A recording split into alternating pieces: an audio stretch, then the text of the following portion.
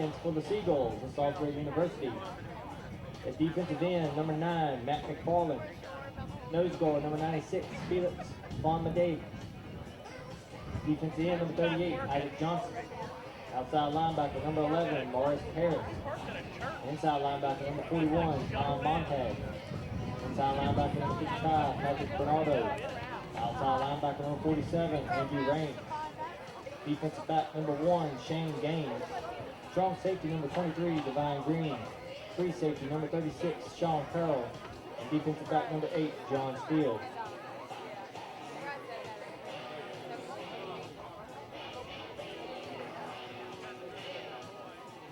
The Seagulls are coached by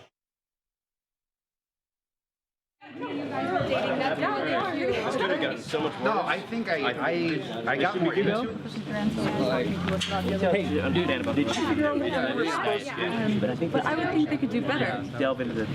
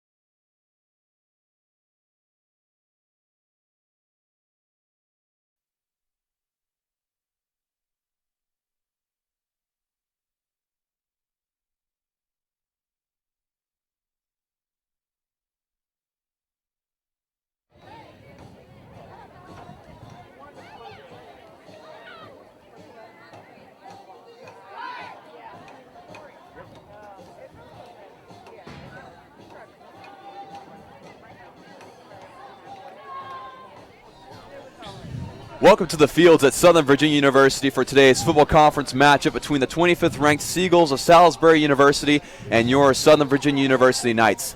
I'm Dawson Weidrich, and with me today is James Epps. Nice to have you today, James. It's great to be here, Dawson, and the clouds are breaking up, blue skies coming out. We're going to get a little sunshine. It's cooler temperatures, which the players love. They probably like another 10 degrees cooler, but mid-60s, 63 or 4, slight breeze, beautiful setting, fall's coming. And, man, what a great day for football. Yeah, beautiful day. So late in the season, and the Knights having a lot of things going right, a lot of things not going so right. I mean, a lot of learning going on with this young team, but, again, a lot of progress that we've seen. And they got their second win of the season last week against Apprentice, a team that last year for homecoming they really had no problems with it. This year it was quite a fight. Yeah, a win's a win. They, I hope, learned a lot. The players did. I think some parts of our team felt like they were going to – the rumor was they were going to set records and do all sorts of special things. That could sneak up and bite you. Right. And we were at Apprentice, so we weren't home. We were very fortunate to get a win and hopefully learn some valuable lessons about overconfidence possibly, and not focused in on execution from the moment they got off the bus, right? Right. So we're thankful for the win. I know some of the coaches addressed this after the game, right after the game, and during practice this week. But another thing I really appreciate about our coaching staff, they teach it. They bring up the areas of problems, try to address it and how to improve it, and move on. They don't get in their face. They don't harp on it all week long, but they continue to work to find ways to better the performance of our players and still build them up as young men. Right, exactly. They do such a good job at that. You talked about possibly setting records last week, and there was one personal best that was set last week. That was for Akiva Wedge. He had a monster day with, I believe it was 148 rushing yards. Right.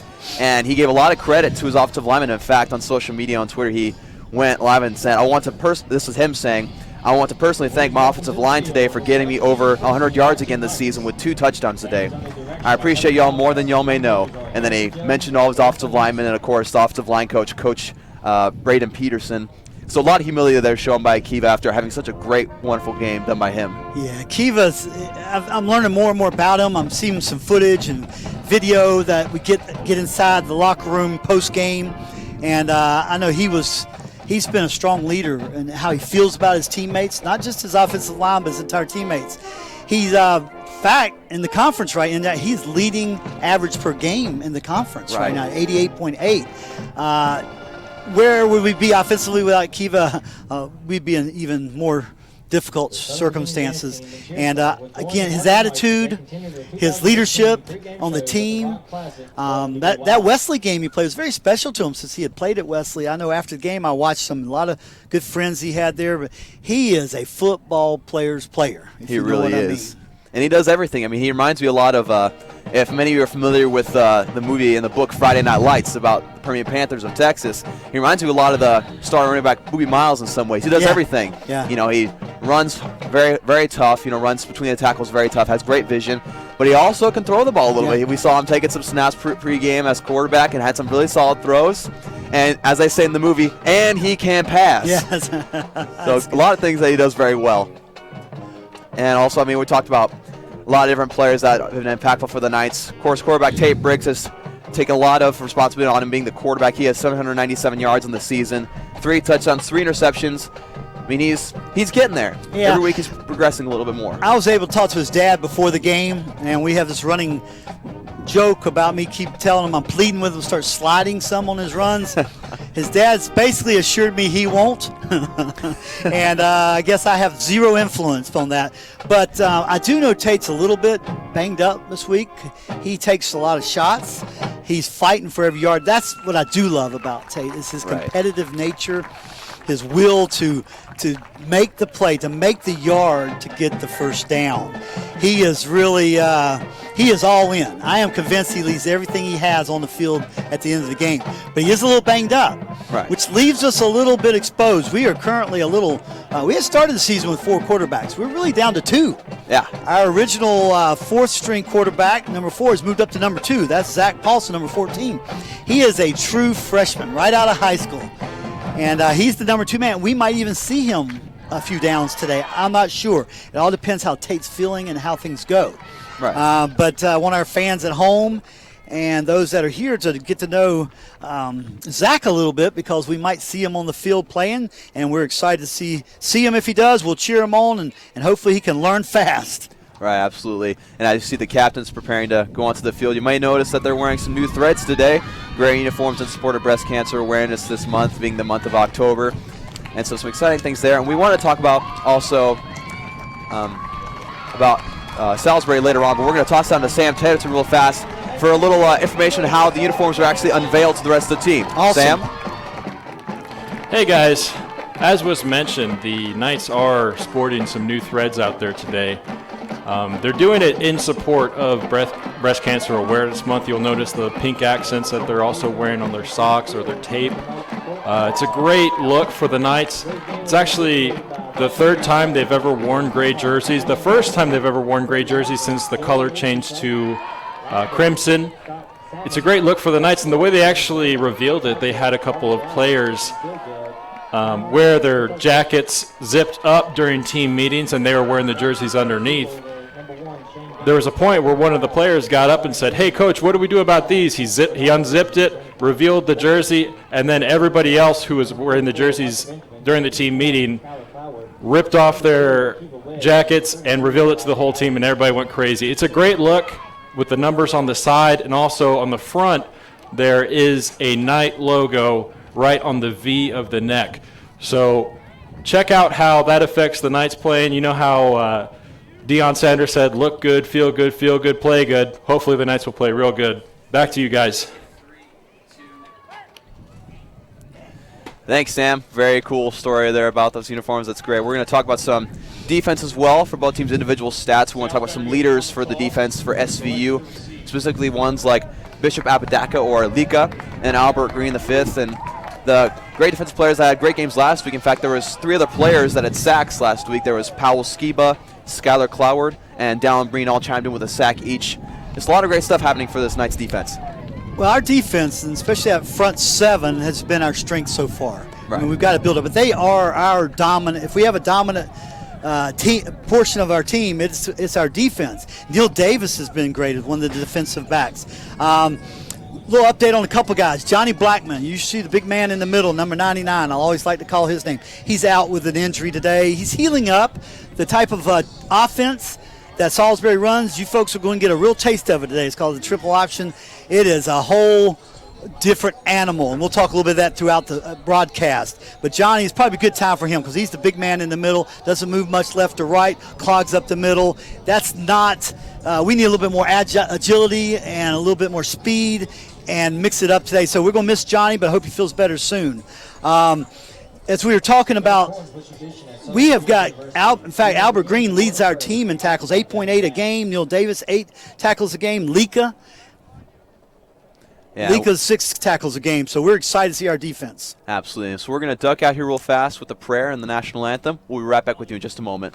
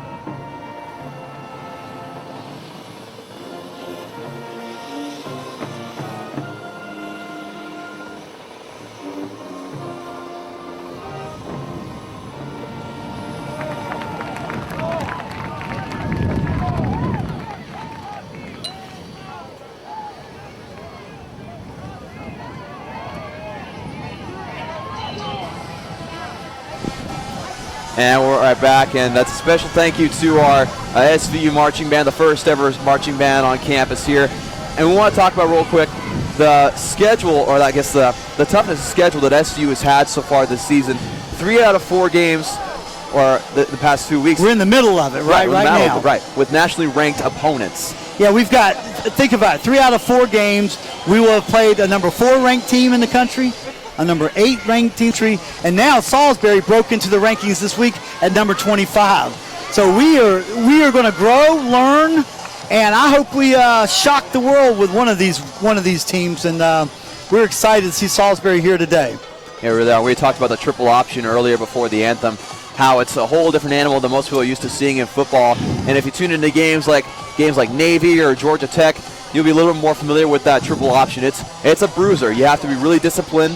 You have to be really fast and be able to operate very quickly on your feet and in your mind. Yeah. Look at Army this year. They about beat Oklahoma. So it's designed to take most of those teams, maybe are a little less talented or less size, and create and equalize the playing field. But it is a difficult offense to defend against. I know our defense has been working on strategies of changing things up. Years past against Salisbury, we have been horrific on defense. I hate to say it. Just gave up chunks, hundreds and hundreds and hundreds of yards of rushing. I talked to a couple of our defensive coaches last night and feel confident they've got a good game plan, but don't be surprised. You will not see this team pass. I mean, they've got, I don't even know what it is, 30 or 40 or 50 yards total for the season. Yeah. You will see running, and like you've never seen it if you never watched triple option. It can be a thing of beauty, but it's considered a kind of an archaical offense, but they give you a lot of trouble. But I hope to see our defenses up to it. Absolutely, yeah. Salisbury will receive the opening kickoff. SVU will receive the second half kickoff. That was Jackson Hatch kicking off for SVU. And this is number 26 for Salisbury returning. That was Kari Chase. He is a junior. He is from Springfield, Virginia, went to Robert E. Lee High School, and so he's going to be stopped at about the 40-yard line around midfield. Dawson, our guys worked hard. I know they're working hard. We still have got to improve on the special teams, but they're working hard. I was promised this week. So I know they're going to make improvements, but I'm a little bit too big of a chunk of green there, I'm afraid, on that one. Absolutely. And here we go. Let's see what the triple option looks like. Quarterback Jack Nowitzki under center. Here's the read. Look at that. Skyler. Number 51, Skyler Clower, like you said, from Grantville, Utah. Great job at getting to him. Quick on his feet. It'll take him down the line of scrimmage. Skyler, we talk about all year. He is so disciplined, and he never misses an assignment. I know that's what his defensive line coach loves about him. So that was perfectly played. Gosh, that gets me excited. I think we're going to show him something today. Great way to start the game for this Knights defense. They're going to hit. Quarterback's going to take it again. Step up. Oh, there you go. He just stopped after about a 4-yard gain there again. That's quarterback Jack Nowitzki. Beautiful play. Well read. Number 10. And number 10, that is Sergio Mamone. Sergio. Wow. He moved down the line perfectly. We've got him 3rd and 5. And our fans do need to learn to make some noise here. Hey, they're getting better. I think we got a PA announcer firing them up. Yeah, a lot of fans out here for today's game, and a lot of people traveling out from Salisbury as well. Yeah, great contingent here. But 3 and out would be a beautiful way to start. Almost fumbled the snap. Got him. He's on the ground, the big fullback. Yep, that was number 34, the fullback for Salisbury. Skyler's at the bottom of the pile. Kadarius Campbell, the senior. We talked about him a little bit in pregame. He gets most of the carries. He's the bruiser we kind of talked about before the broadcast. 4th and 1, they're going for it. This not unusual for this team. They feel like they can get a yard on anyone, anytime. Let's see how let's see what we do. They're going to pitch it. And they're going to get the first down just past midfield. That was number 7 for SVU, Neil Davis, on the tackle, or at least forcing him out of bounds. Yeah, we played it well. We stretched it out. It was close. It was close, but they got it. And they'll. We just can't let them have any of those short 3rd and 1 or 4th and 1. But good defense, stretched it out. I feel pretty confident. I mean, I feel like our guys are reading the keys and staying home. I mean, they're used to running this in their own offense in years past, and now it's first down at the 50-yard line, 1st and 10. And a handoff up the middle. Oh, that man's a load, isn't he? And he's going to get about 3 or 4 yards on that carry. Again, that's number 34, Kadarius Campbell. You have his stats on him. He has 8 touchdowns on the season, actually. What's his weight? What's his height and weight? His height and weight. Let me get that for you. He's a big boy. That. So let's see. Sorry, here. Dawson, but he is impressive. Yeah, he's 5'10", and he's listed at 200 pounds. Doesn't he look beefier than that? Maybe it's that lower body, but he is driving. And now it's 2nd and 6. They're going to pitch it to the right side. Nice. That, I believe, is number 21. See who hops up with him. Pete Boone. 32. Our 32. Great job. Yeah, Pete Boone, he is a sophomore. He's from Millersville, Maryland, went to Old Mill High School. And that was Peyton, too, Matson on our tackle. He's the one that had that great interception when we played against Wesley. Remember that? Right, almost went all the way. He could go all the way. Well, he's a little bit hurt. I found it later. What a great play. Now 1st and 10 for the Seagulls at SVU's 40-yard line. We got to slow this train down a little bit right here. Oh, there we go. They helped start. us. That's on number 79. We talked about him before the game, the Big Beast. That's Andrew Hoke. He is a Hulk. He might be a Hulk, but he's a Hulk. What'd you say, 338 or something, I think? Let's say he is roughly 6'6", 330 pounds. 6'6". So a lot of human coming at you. Well, we'll take that. Interesting note, we looked at the conference statistics this week, and SVU is number 1 at having opponents have the most penalty yards against them. Kind of interesting. I think they do it because we draw a lot of guys offside on our offense. And now it'll be 1st and 15 after that false start penalty. They're going to hand off up the middle to number 34 again. Well, he is, I'll say it over, he's a load. Wow, he got 4 of those yards, 3.5 of those yards back. But we can handle them. This is where we could have used Johnny, number 99, a little bit against that number 34 in the middle. But we'll just have to stack it up and team tackle. And that was Dallin Breen making that tackle. We've talked about him quite a bit as it's 2nd and 11, which is a difficult thing for a triple option offense after you get a penalty to start off. They're going to throw the ball. Look at that. And that's a good throw to Pete Boone all the way down to the Knights' 11-yard line. I think that surprised SVU a little bit. I think it shocked them, Dawson. Our defender, our defensive back, or maybe it was our linebacker, come out in coverage, tripped and stumbled right at his feet and just gave him a wide open target. That's another interesting thing about the triple option is you do have, of course, every team has the option to pass the ball, and so when you do it in a strategic way that surprises the defense, it can pay really big dividends if you have a quarterback that's accurate enough. Yeah, that was a great play on their part. And a pitch to the outside. Nice, beautiful. Well defended by SVU as it's going to be just short of the line of scrimmage where he stopped. Beautiful play. Dawson, listen, we are number 3 in the conference right now at defending in the red zone, which is great news. It shows we do a lot of bending and don't breaking. Here's the bad news. We're number 2 team in the conference of allowing teams to get in the red zone. So we have lots of, like 27 opportunities. But we have stopped them from scoring any points 49% of the time. Let's do it again. And that's Simi Mwala making that tackle as Salisbury lines up. And they're going to reverse the field a little bit. Jack Nowitzki is going to be flipped end over end by number 7, Neil Davis. Neil, well played. Neil had to dive back and got at his ankles and his feet. And, boy, he played that beautifully. So we are absolutely 3rd and 5. Yep. We've been here quite a bit, as I just said, this season, so we're going to do it again like we have in past broadcasts. We need to shut them down and hold them to at least a field goal opportunity. We got a pretty stiff cross breeze today. Anything can happen. Let's stop them right here. The first down marker's at the 3-yard line. A little bit pass. Second. He's got some pressure. He's going to roll out to his left side. Oh, we got Schuyler after him. And he's beautiful. Well defended by number 4. That's Lika, Bishop Apodaca. Way to go, Lika. Make it 4th and 3 for the Seagulls, and it looks like they're going to bring out their kicking unit. Schuyler's pursued, kept them moving laterally, and then we had Bishop or Lika come in and push him out of bounds. He got 1 yard. That was 3 wonderfully executed defensive plays. It really was. That pass surprised us. I don't think that'll happen the rest of the game. Field goal to Temp. Let's see if we can do something good. Block it. Something happened here good for us. Number 98, Trevor Skoland. Nice kick. Kickers nailing about 35, 40-yard kicks before the game, so that's nothing for him. Yeah, that was beautiful. Good snap, good hold, great execution. But great defensive stand by SVU to make sure that they didn't get in the end zone to start the game. Yeah, they started on the 40-yard line. we held them. We're looking good on their run, which if we can control that most of the game, we're going to be all in this game. Really but are. that I don't think we'll get snuck up on that pass again. I don't think our defender will trip and fall at the receiver's feet. I'm feeling pretty confident. If we got away from that surprise 20, 25-yard gain and pulled out only 3 points, we're good. We're good. Now, what we've talked about all year too, we need to come out and drive the ball and put some points on the board to help our defense. We need to chew up some yards and put some points up. Love to see a touchdown. Take a field goal. We've got to keep within reach of these teams that are so good we're playing, and not like we did with Wesley.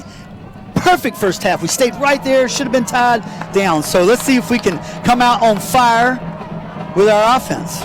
And number 22, Pastor Lewis, is back to receive for the Knights. And it's just going to go into the end zone for a touchback. And so the Knights will start, I believe, at their own 25-yard line. You were right about the big leg, Dawson. Wow. He flat out put it out there. Yeah, he was kicking field goals on this left side during pregame, and I counted the yardage, and there was one where he kicked 45 yards, and it cleared it easily. Like middle of the bars, it's beautiful. So well, we don't want to have it come down to a field goal kick to win the game after what we experienced last week. Right. Sound like this kicker will deliver versus what we got out of the win from Apprentice by the hair of our chinny chin chins last week. Starting quarterback number 19, Tate Briggs. He's a sophomore. He's going to hand off up the middle to Akiva Wedge to start this game. That's going to gain just about a yard. Again, we talked about the career day that he had last Saturday against Apprentice, 148 rushing yards, along of 57 yards. And it just has been so productive for this Knights team. He's been really the shining spot for this team as a whole. Especially on our offense. Akiva, we're so blessed. He's, we're in, I don't want to jinx, 7th game, been healthy, but he takes such good care of his body, has worked so hard. So I want to see him break a big one today. Pistol formation, hands it off to Akiva again. He's going to get number 4 linebacker. He filled the hole. There was a hole for a moment. Right. And then that number 4 shot the gap and dropped Akiva where he stood. That number 4 was Harold Quigova, a junior from Silver Spring, Maryland. And so it's going to make it about a 3rd and 9.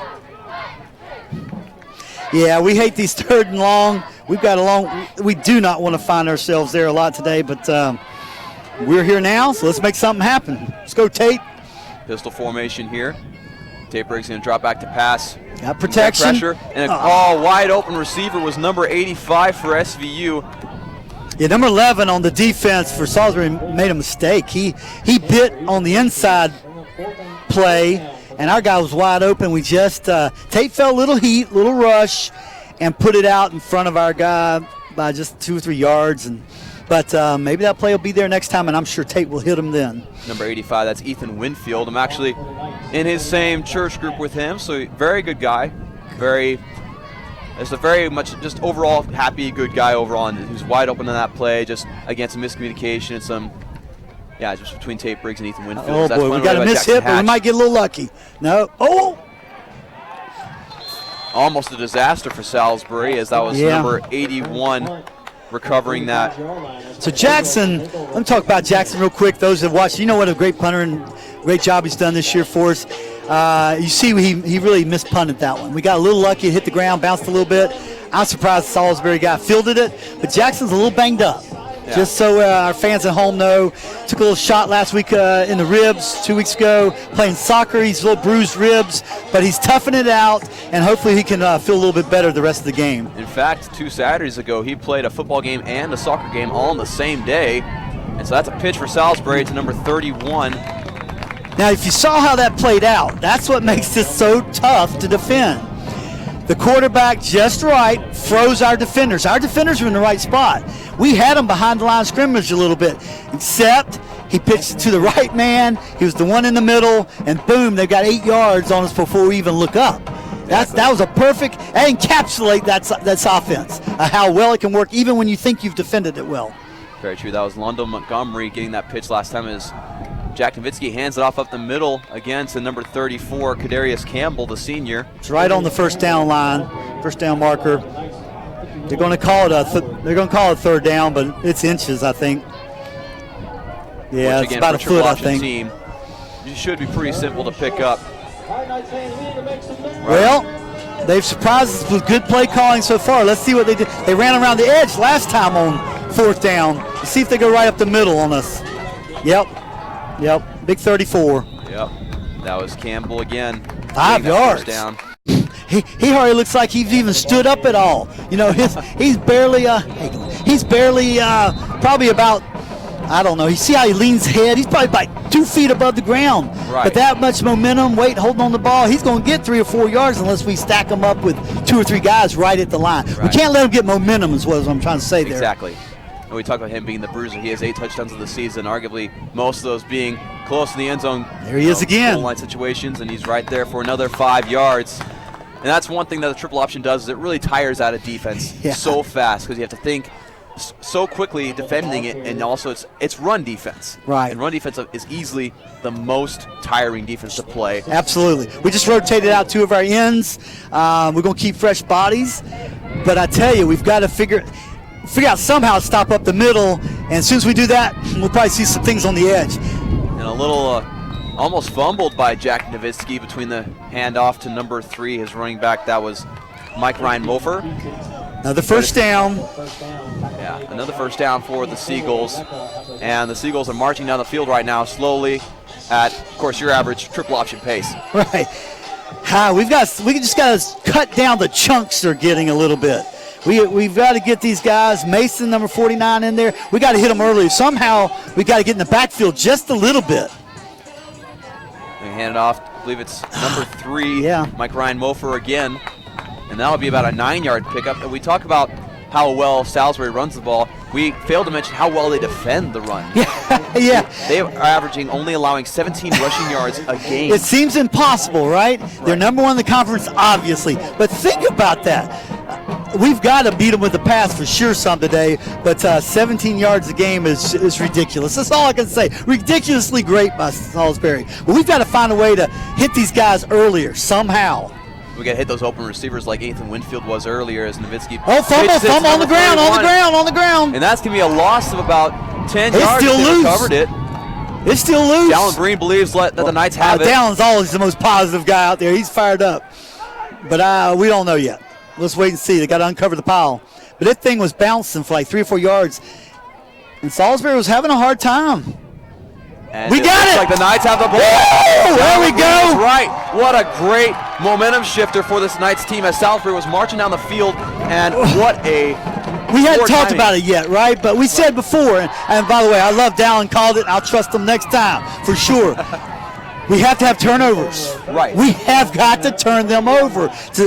Clearly, we're going to have a hard time slowing down that methodical, this head coach has been here 20 years. They've been running this offense forever. They do it in their sleep. Turning the ball over is where I hope. And it will happen more often than not on that pitch. Exactly. And when that pitch goes directly sideways or back, it's a free ball if it hits the ground. What a hustle play. Great I job. missed who picked that up for us, but we'll get that. And look at this. Akiva Wedge is lining up at quarterback in the pistol formation with Pastor Lewis behind him. With They're going to do the halfback draw to the left side. And he's going to get leveled after only about maybe a half a yard gain. That was tough, but I like the different look. We have not shown that once this year. So what did we just say? They've allowed 17 yards per game rushing. You're going to have to show them something different. Exactly. They have got it down to a science on stopping the run game. So we do it through passing. We mix it up. Akiva, that's a good eye on your part on the warm-ups. See Akiva taking some snaps at quarterback. We'll see if they can. I'd love to see them throw the ball out of there on a sprint option once in a while. We'll see if that happens. And Tate Briggs is back there in with Ethan Workman at halfback. Good to have Ethan back. Fakes the handoff. He's going to throw it to the right side. Tight end. Oh, stay on your feet. There you go. To number 88. That is Aaron Chadwick, the fullback, the freshman from Provo, Utah. Looks like a tight end number to me. I call him tight end. He plays both. Good catch. We had to get his footing, but he lunged forward and picked up 5. So we were in reason now, 3rd and 5. Exactly. Now you can do. We're going to have to pass the ball, though. We can't. Really will we're going to have to do. We can mix them up, throw a few variations, and not just pass the ball. You have to throw it down the field like you tried to with Ethan Winfield. And so Tate's going to have to plant and hope those ribs don't hurt him too bad and put it on the money for us. We're really mixing up our receivers on our set. Tate Briggs drops back to pass. Get rid of it. He's going to run to the right side. Looks like he might be able to get it. Get out of bounds. Pass 40 for the first down. Tate, he might not slide, Tate, but I'll take that. Getting out of bounds before he takes a shot and gets our first down. Exactly. As they approach again the 40-yard line with Akiva Wedge coming back in here along with Ethan Winfield at tight end position. What a hustle play. Hey, it helped. We had our 3 receivers stacked. It pulled the entire defense. We didn't have any real crossing routes. And once the defenders went past Tate, he stepped up, looked, didn't have an open pass, and saw all green to the right and had enough speed to get out of bounds on the first down. We're already seeing that pressure that Salisbury's done such a good job of bringing this year. And that's about a 2-yard gain. And we talk about how Salisbury leads the conference in sacks on quarterback. So, again, a lot of pressure is going to be brought onto Tate Briggs today. Let's see how he handles it. Yeah, like I said, I don't want to see him take too many shots today, knowing he's already hurting a little bit. Good play, but we've got to mix it up. He's going to have to do some of that, but we're going to definitely need some more passing downfield. Not too deep, but at least 6 to 8 to 10 yards, mixing it up. Right now we just have, two wide outs on each side, 1 wide on each side. We have Ethan Winfield and Aaron Chadwick both in at tight end. We have a 2 tight end look here in the pistol formation. Going to hand it off to Akiva. We're going to keep trying, but boy, tough sledding right now at the middle. Maybe a yard. That's number 67 losing his helmet for SVU. That's Hector Magallanes. We got the helmet off on on Hector. Got to sit out of play. And so Akiva, Winfield, and Chadwick all coming out for the Knights as Pastor Lewis comes in at halfback. So for Pastor and Akiva, both have good hands. We're going to have to do what I think is basically a little sprint out from the running back position, get it in their hands, a little dink pass, and see if they can't make yards on the outside of the line. He's going to roll out to his he's side. In trouble. There's that sack you talked about. By number 38 and number 33. We'll have those names for you in just a moment. But they share the sack. 33, Robert Jadek.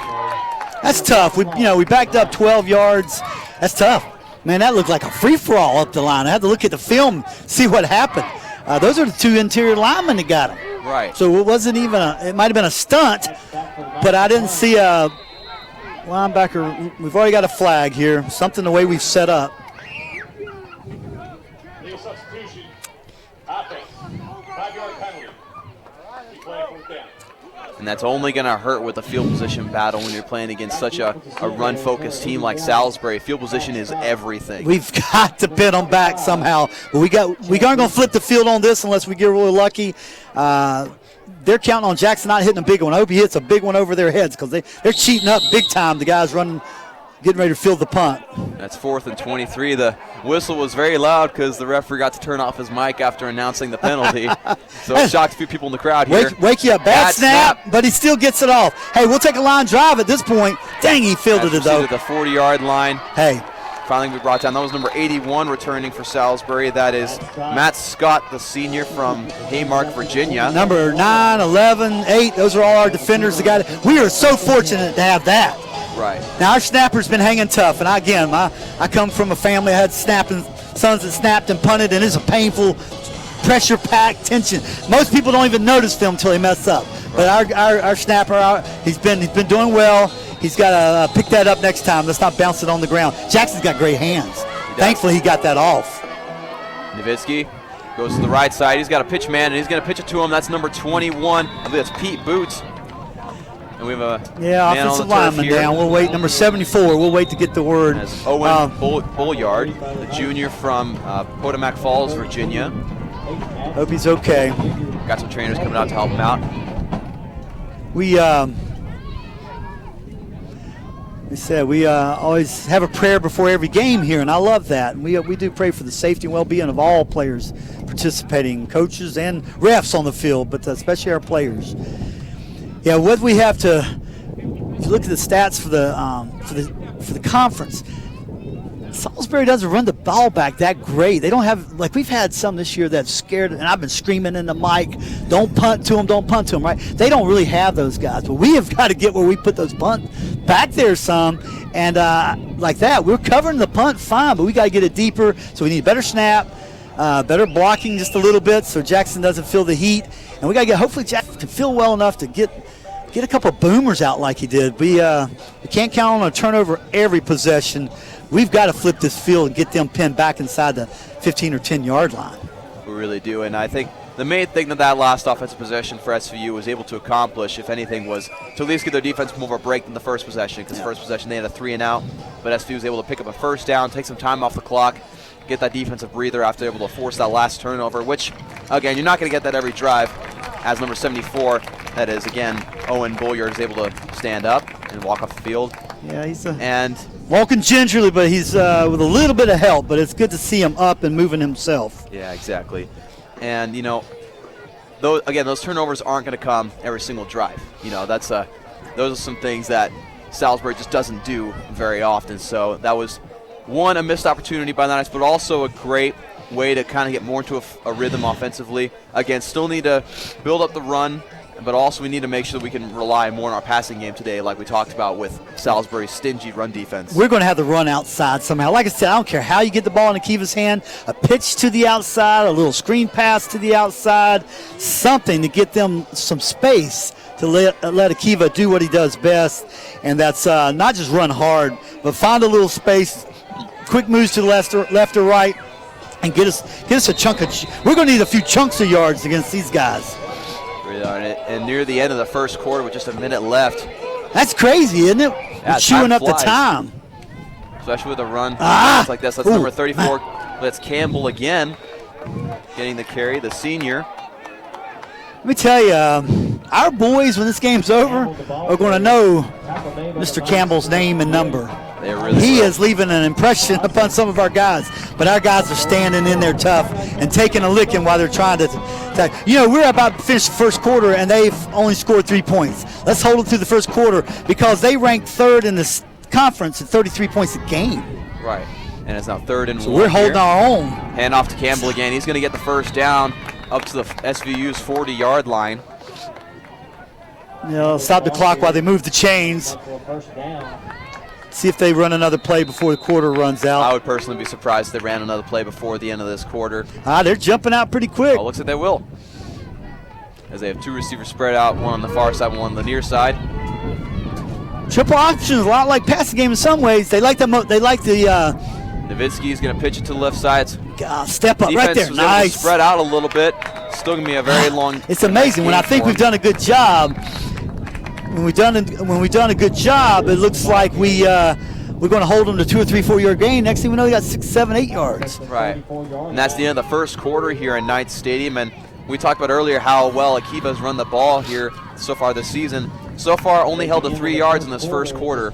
So again, right, that's 17 yards a game as a team is what they're averaging. So I feel like we're going to bust that average. I just don't know about how much, but we're going to have to mix it up. So we've talked about each week. We talk about each coach and staff adjusting, especially at halftime. But we are going to have to adjust our play calling some on offense and defense. And with that, we'll take a little bit of break before the beginning of the second quarter. We'll be right back with you on the Knights Sports Network. My name's Debbie Baker. I'm the head volleyball coach at Southern Virginia University.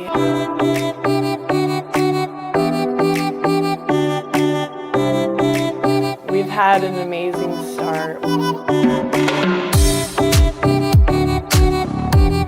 It's a fun environment to coach in. I love my girls. I love our team. The work ethic that these girls have is just amazing.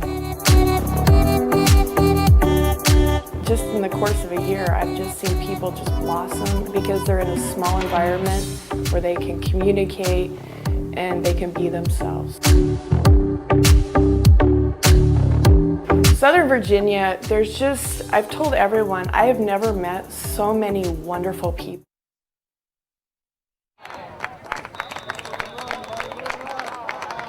Merkel with the ball carrier. Gain is enough for a first down. And you just saw that first down carried by Salisbury. Welcome back on the Knights Sports Network. And you just saw a video featuring SVU's volleyball head coach Debbie Baker. The volleyball team today has 2 games in York, and so wishing them well today. Wishing them good luck, and I want to talk about some defense for SVU. Neil Davis has 8 tackles already. Well, hang on, we'll watch this play and we'll talk about that. Nice stuff up the middle. And we get in those scrums, Dawson. We need to be, and I'm sure they're trying, we need to get their hands, strip that ball out there. This is some things you have to do when you get in those scrums on this type of running team. Exactly. We got to punch the ball out of there sometimes. He's going to make it 2nd and 6 on SVU's 25-yard line here. So Neil Davis with 2 solo tackles, total 8 tackles. So listen, we don't want Neil to have to make all the tackles. We got to do some more on that linebacking core in our front line. But Neil is killing it in the tackles right now. Nowitzki taking it to left side. He's going to pitch it. It's on the ground again. But Nowitzki able to get on top of it. But we backed up 6 yards. We did right back behind the original line of scrimmage. That was number 32 for SVU jumping in on that play. That was Peyton Madsen, freshman. Peyton's a true freshman. Oh man, he's going to have a great impact on his team. He's already doing good things. Couple things. He broke on the play, played his read perfectly, and that's going to put heat on the man receiving the pitch. He's going to be glancing at that guy coming at him, take his eye off the ball just like that, and hopefully we'll see a few more of those fumbles. But that's a direct result of excellent defense on our part. Exactly. It's like you say with receivers that they hear footsteps. A lot of times they will drop the ball just because they hear some kind fumble. Another fumble. Strip sack. That's number 7 for SVU. Getting on top of it. That's Neil Davis. Neil's having a game of his life in just a little over a quarter. That's another turnover. That's what we're talking about. Salisbury offense. The second of the first half that SVU is forced on that same pitch. I told you. Neil read that. He read his key, stayed home, and then sprinted straight to where he saw the pitch going. And these guys are feeling it. They're taking their eye off the ball on the pitch and seeing that defender coming, and they're going in a defensive posture, if you would say, because they know they're getting ready to get clocked by one of our guys. I am just thrilled with our defensive strategy, and most importantly, our execution of our players. We are way ahead of the game in terms of just 2 fumble recoveries already. Right. Strip sack, basically. To me we had 4 defenders getting in there as number 14 for SVU. Zach Colson's in at quarterback. Well, Zach's a true freshman. We talked about him ahead of the broadcast, ahead of the game today, saying we might see him on the field. Nate's probably hurt. Tate's probably hurt. He's got those bruised ribs, and that a couple of those throws he threw, you could tell he's not getting full extension. Something didn't feel right and look right. We saw him wincing on the sidelines after that last drive, and that's about a. But he's tough as they come. He really is. He'll try to get back in there, but let's. Right now, we got our true freshman out here. Another 2-yard carry by Akiva Wedge. Akiva's working hard, but there is no left, no air. Right side. He's got a receiver open, and he's going to get across. I believe it's the 45-yard. Looks he's like right on the first down marker. As that was number 9. Giving it. We got it. Newman. First down. Man, he looked good throwing it on the run. Now, that's the word I got on him. He is, in practice, he can throw the ball on the run very comfortably. He really can. We just got word that starter Tate Briggs' pads are off on the sideline. He's going to pass to Josh Newman again. And I thought we had a free play. I cannot believe there wasn't a flag there. That defensive lineman jumped. I just can't. I'm still looking for yellow. I'm really speechless on that one, I got to say. Josh Newman almost had the reception. He just kind of tripped on his heels there a little bit. Yeah, he got his timing off. Yeah, he couldn't quite jump up. I love we went forward on that one. That's the perfect one. Catch them off guard. And so now it's 2nd and 10 at their own 45. Hands off at the middle to Akiva Wedge. There's a little hole. About 3 yards. His best carry of the day so far. Yeah, I'm hoping we get 3 or 4 more yards here and be in 4-down territory and give it a go. Let's at least get the 4th and short. Now, Zach's showing me something. We can very well get a nice little pass here and get first down that way. I'm excited to see Zach. I'm sorry Tate's hurt. It doesn't surprise me. He's such a gamer. But now it's all on our freshman's shoulders for the rest of this game, more than likely. And SVU throughout the season is 33% on 3rd down. There's that sprint out. That's a great pass. But can't hold on to it. That's number 15, Kevin Adams. Oh, Kevin. Kevin's got to look the ball in like we talk about. Don't run before you got the ball. Zach put it right where it had to be. He really low did. and around the numbers, away from the defender, on the correct side. I'm impressed. He's throwing some good balls on the run. But dang it, we've got to make that catch. We got to make the most of that opportunity. But I'm feeling pretty hopeful with our passing game. We really are, and now we're able to flip the field here as far as field position is concerned. Because we got to move anybody out of the pocket, be it the running back or the quarterback's got to move out of this pocket. Because right now we are going nowhere fast up the middle. Exactly. As again, you saw that in the first quarter, Akiva Wedge only had 33 yards, and that's a fake by Jackson. And he's still running. No, go down, Jackson. Go down. You got bad ribs, man. and he gets the first down at the 34-yard line. We have got such competitors. Now, we've talked about that in one game, but yeah, everybody needs to know that's a call Jackson gets to make. He gets to make the call by watching the punt defense, how they set up. If the bulk of the players run back for setup for a run back, and they turn their back on him, and he only has 1 or 2 men to beat, it's a super safe play at this point, because look where they are. We're already on the side of the field. What a great play. Gosh, that's great to see. That soccer ability definitely helps, being able to dive when those couple players came over there. But I just don't want him to go back in. He should run on out of bounds like our quarterback. Zach Polson hands it off to Akiva. There's no holes. Who's going to get about... That's a little push. 3 yards in that last push effort by Akiva on the offensive line. Our offensive line moved them about 2 or 3 yards. That's good to see. And that's probably going to be the story of the game for Akiva today. It's probably going to be a frustrating day for him. He's so used to getting about 88 yards a game. And last week having 148. But you know what? If he gets 50 yards today, it's like a career day against this defense. Really Man, we're getting them to jump. There's free play. And it looks like that their nose guard for Salisbury tried to jump the snap and get to it. Yep. I think we got a little bit of that hard count working, even when Zach Tate was a master at the hard count. Well, there's so many defenses, at least that I've played against, that have tried so hard to time that snap so correctly that if you snap it too slow, they'll get to it, and it's a fumble recovery, and that's what they try to do. I wish we could have made. Somebody hit his elbow on that throw. Something happened there that ended up being a floating duck out there on that pass, and he was he was shaking his arm. Something happened on the play. I missed it. But we had a free play, but you do want to take it down. But second down, and with that penalty is beautiful, right? This is our dream scenario for play calling on our offensive end. Let's see what we got up our sleeves. It's time to score a touchdown. Quit messing around right here. Zach Polson in the pistol. Akiva wedge behind him, looking back to the sideline for the call. We got a receiver on the far side, 2 on the near side. No tight ends in this formation. Bring a man in motion. There's that little sprint, trying to get to the edge. Caden Knight, who stops behind the line of scrimmage, trying to get creative. That number 11 DN for them, he has got wheels, buddy. Who's number 11? He is a DN, isn't he?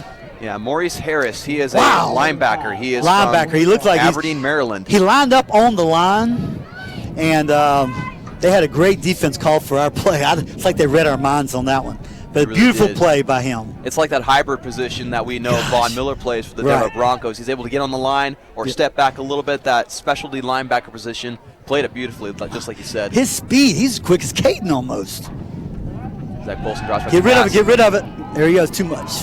Too much on it, as it was intended for number 88 for SVU. That was Aaron Chadwick. And it is now, looks like to be 4th and 5. Yeah, 4 down territory. I hate we backed up on that second down. You know, it's tough. You have when you're 2nd and 2, we have so much we could have done. Just backing up's tough on that, but we'll go for it again. We're in a great territory. In fact, if we turn the ball over here on the 28-yard line, that's the best we've put them in field position. That's our best defensive field position all day. So it's no sweat off our backs to go for it here on 4th down. And we know that SU's receivers can get open because we've seen them absolutely multiple times. They're open. Zach's got to get his legs a little bit, get that timing. He's already done great. He's got to get rid of it. Yep. And that's going to be tipped at the line of scrimmage, and that's not going to reach Josh Newman in time, as that's going to be a turnover on downs for SVU. But a great drive, putting in a new quarterback, Zach Paulson. We're just going to keep turning them over all day until we start scoring. But Zach, so impressed. Good job, my friend. Such a young man out there. Hasn't got any snaps this year that I know of. And to come out, he played with confidence, moved around. That was an experienced defensive rush. He was being blocked well, almost taken down, but he threw his hand up last second. Zach's not really tall, and so Zach's going to have to find that little touch a little higher up over that guy's hands. And as he gets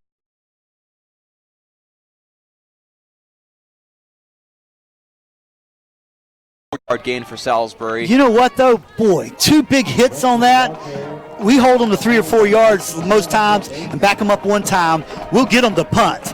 But that was I still don't know how they got 4 yards, 3.5 yards, but that was well played, well defended by SVU. I believe that was Campbell, number 34, again getting the carry for the Seagulls. We're hitting them hard.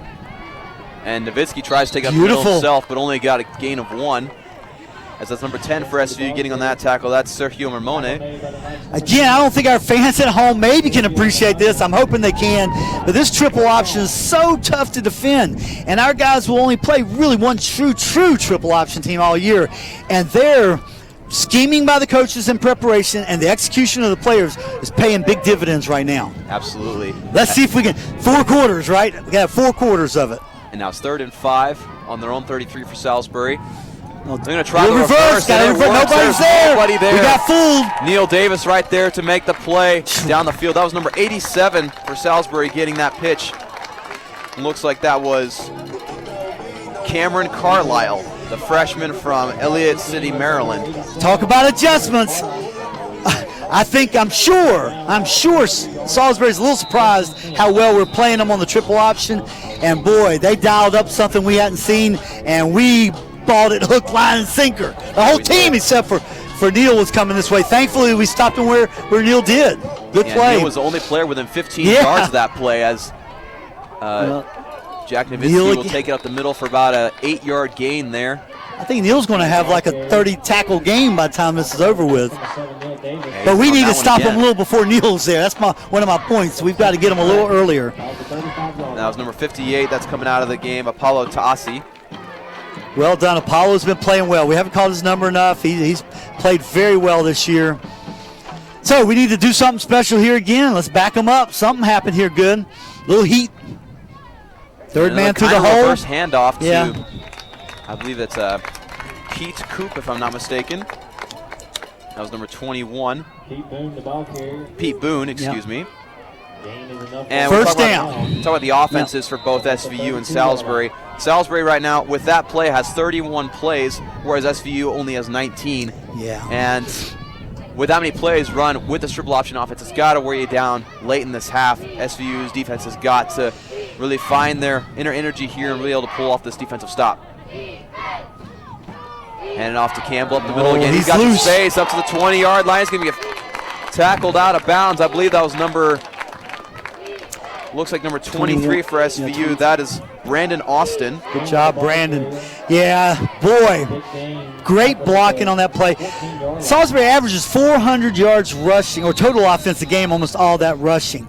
So far, they're churning up some yards, but we've been able to keep them out of the end zone. Let's see if we can do it again right here. They're knocking on the door. Remember, we have one of the best red zone defenses in the league. As John Meller comes in for SVU's defense, they're going to hand it off to Campbell. No, excuse me, that's actually number 3. See how tough it is to follow, right? I keep, Dawson, I'm biting. I'm glad you're doing the play-by-play there because you're doing a great job. It is like the pea in the shell game, if you've ever seen that, with quicker hands. Tough to keep up with the ball sometimes. And now that was a. But that was a good stop. That was a good stop. Yeah, that was Mike Ryan before there, running the ball for about a 4-yard gain as they're now in the red zone. He about fumbled it. Handoff, but Mofor able to handle it, get inside the 10. Looks like it'll be enough for a first down. They are inside the 5 now. All right, we got to be stout. We got to figure it out. If there's ever time, everybody has to stay home, keep their assignments, read the keys, and do not miss one accounted for player here. We have got to rock them, back them up, hold them to a field goal attempt. Our guys are playing great. We're down to 6 minutes. They have played a fantastic defensive first half. This is when you know what you're made of here in the red zone on defense. As he pitches it to the right side to Pete Boone. Nice hit to start with. Yep, team. They're going to keep him out. Team tackle. A great job by SVU's defense, swarming to the ball on the far side. Well, I think our team's learned that lesson of that fluky play we had at Wesley. They are not letting go of anybody until they're hearing the whistle blow like crazy. Exactly. If you weren't able to see that game, it was a play that Wesley had a downfield pass in the middle of the field, and there was 2 tacklers for SVU on the play. And replay did show that he was down, but hey, the refs didn't call it, so they had to go to the whistle blows. Yeah, so they come on, boys. 50-yard passing touchdown, but here in the red zone, Nowitzki taking himself. Beautiful! Stopped by Dallin Breen. You got him, Dallin. Tell you, we talk about him quite a bit. Dallin has that nose. You and I talked about it before the broadcast. He's got that special sense. He plays discipline, but plays just enough loose that he goes Just he has a nose for the ball. He has that extra sense of where it's going to play. That is a huge play. To throw that play for a loss, I don't think we've done it but once on bad pitches. But he snuffed it out and was a sure tackler on that play. Beautiful play. Do it one more time. Yeah, he's got all those stickers on the back. All right, QB. And then stopped short of the goal line at about the 3-yard line. There's, guess who, number 7. Neil Davis again. Good gosh, Neil. Man, we're going to have to pump him full of fluids at halftime, I think. He is just playing like Superman right now. Flying up to the ball to make that play. But the whole play. team makes that play, right? Everybody's on their man, playing, stretching it out, staying home. And here goes the field goal attempt. Another victory right here, as long as they don't pull a fake or anything. Number 99. Victory for us, no matter what happens. Well, now was easy for him enough as SVU was able to hold him to a field goal. Great red zone defense. Man, they were on the 3-yard line with a first down. They're earning their ranking in this conference because this is one of the toughest conferences in the country. They're earning their red zone defense status right now, and I want to give them a standing ovation. I wish our fans would give them a little bigger cheer on that. We cheered, but they should be standing. Again, I keep encouraging our fans. I want them to stand. That defense deserved a standing O walking off. Absolutely. Standing ovation. So we're going to give it. Dawson and I are giving it. We wish we could stand up. Got attached right now. But that deserved a standing ovation. It really does. And what surprises me with Salisbury is they didn't have Campbell in there for those red zone plays. Right. Campbell's been there, getting down and dirty running back. Short yardage back, yeah. And we're down to 4.5 minutes in the quarter. We need to drive, control the clock, score a touchdown, go into half. If we can hold these guys to 6 points in the half, would be incredible. An ideal situation here for SVU would be to score on this drive, either a field goal or a touchdown, and get the kickoff to open up the second half. As I believe that was number 20 for SVU returning that punt. That was Tanner Putnam. Way to go, Tanner. That was a good run back. Solid. Advanced the ball up. Excellent. And he held on to the ball, which is always my greatest desire when these guys are returning punts and returning kicks. But, yeah, let's see if we can get Zach in the groove and feeling a little more confidence, a little more experience. Let's move on down the field and put some points on the board. Absolutely. Zach Polson able to come in here at quarterback again with Akiva behind him. They're going to hand it off to Akiva. Tough. Oh, look at that. That's about a 3-yard gain. Yeah. Good job, Akiva. Super low on the ground. Yeah, he's going lower and lower. I've noticed that. He's trying to find some oxygen in that line. There's just a hole of somewhere he can scoot through. And that was number 4 for Salisbury, Harold Kuikova. Now this is where I like to see a pass, honestly. Second, I don't want to always be so predictable. Pick up a little slant, a little something on second down. Absolutely. Zach Mix it up. In the pistol formation. Going to pitch it to Akiva. A little different. Pass, a little pass. Down the field. Oh, he threw a little strong. Too far. Intended for number 21 for SVU. That's Caden Brewster. You know what, though? Great play call as far as I'm concerned. We got to remember, we're playing a nationally ranked team again. Right. We got them on the ropes as far as I'm concerned. We got them right where we want them. They only scored. They average 33 points a game. They only have 6 right now. Love that play. Running, we're not going to do it. Mix it up. And especially, get Zach his footing out there, get a little experience. Hey, I love the play call. Yeah, I think that was gutsy all the way. It really is. I think Caden Brewster got a little tangled up with some linebackers before he just didn't get free, did he? As Josh Newman comes into the near side as the slot receiver. Zach Polson. Give him some protection. Attaboy, scramble. Left side. And he's going to try to avoid the sack, but he's getting brought down. Face mask, guys. We're going to get a personal foul. We are going to get a personal foul, baby. And that's going to help out so much. As long as Zach can get up and is okay, and he looks like he is. Absolutely. It's going to be first down, 15 yards. And before that play, SVU only had a total of 29 yards. So a slugfest as far as SVU's offense is concerned. But remember what I said. I don't know how we do it, but we're number 1 in the conference of creating penalties against the other team. And I think a lot of that, again, was Tate, those 5-yarders from Tate with his hard count earlier in the first 6 games of the year. But still, I mean, I want to say Zach was hustling. He was running for his life a little bit there. It was a jailbreak on him, but he's gaining experience. But, man, he held on to the ball, took a licking, and came out first down, and we're on the 33-yard line, moving ahead. Furbush getting the call on that face mask penalty. Zach Polson trying to get the hard count, looking back to the sidelines. 1st and 10 on their own 33-yard line.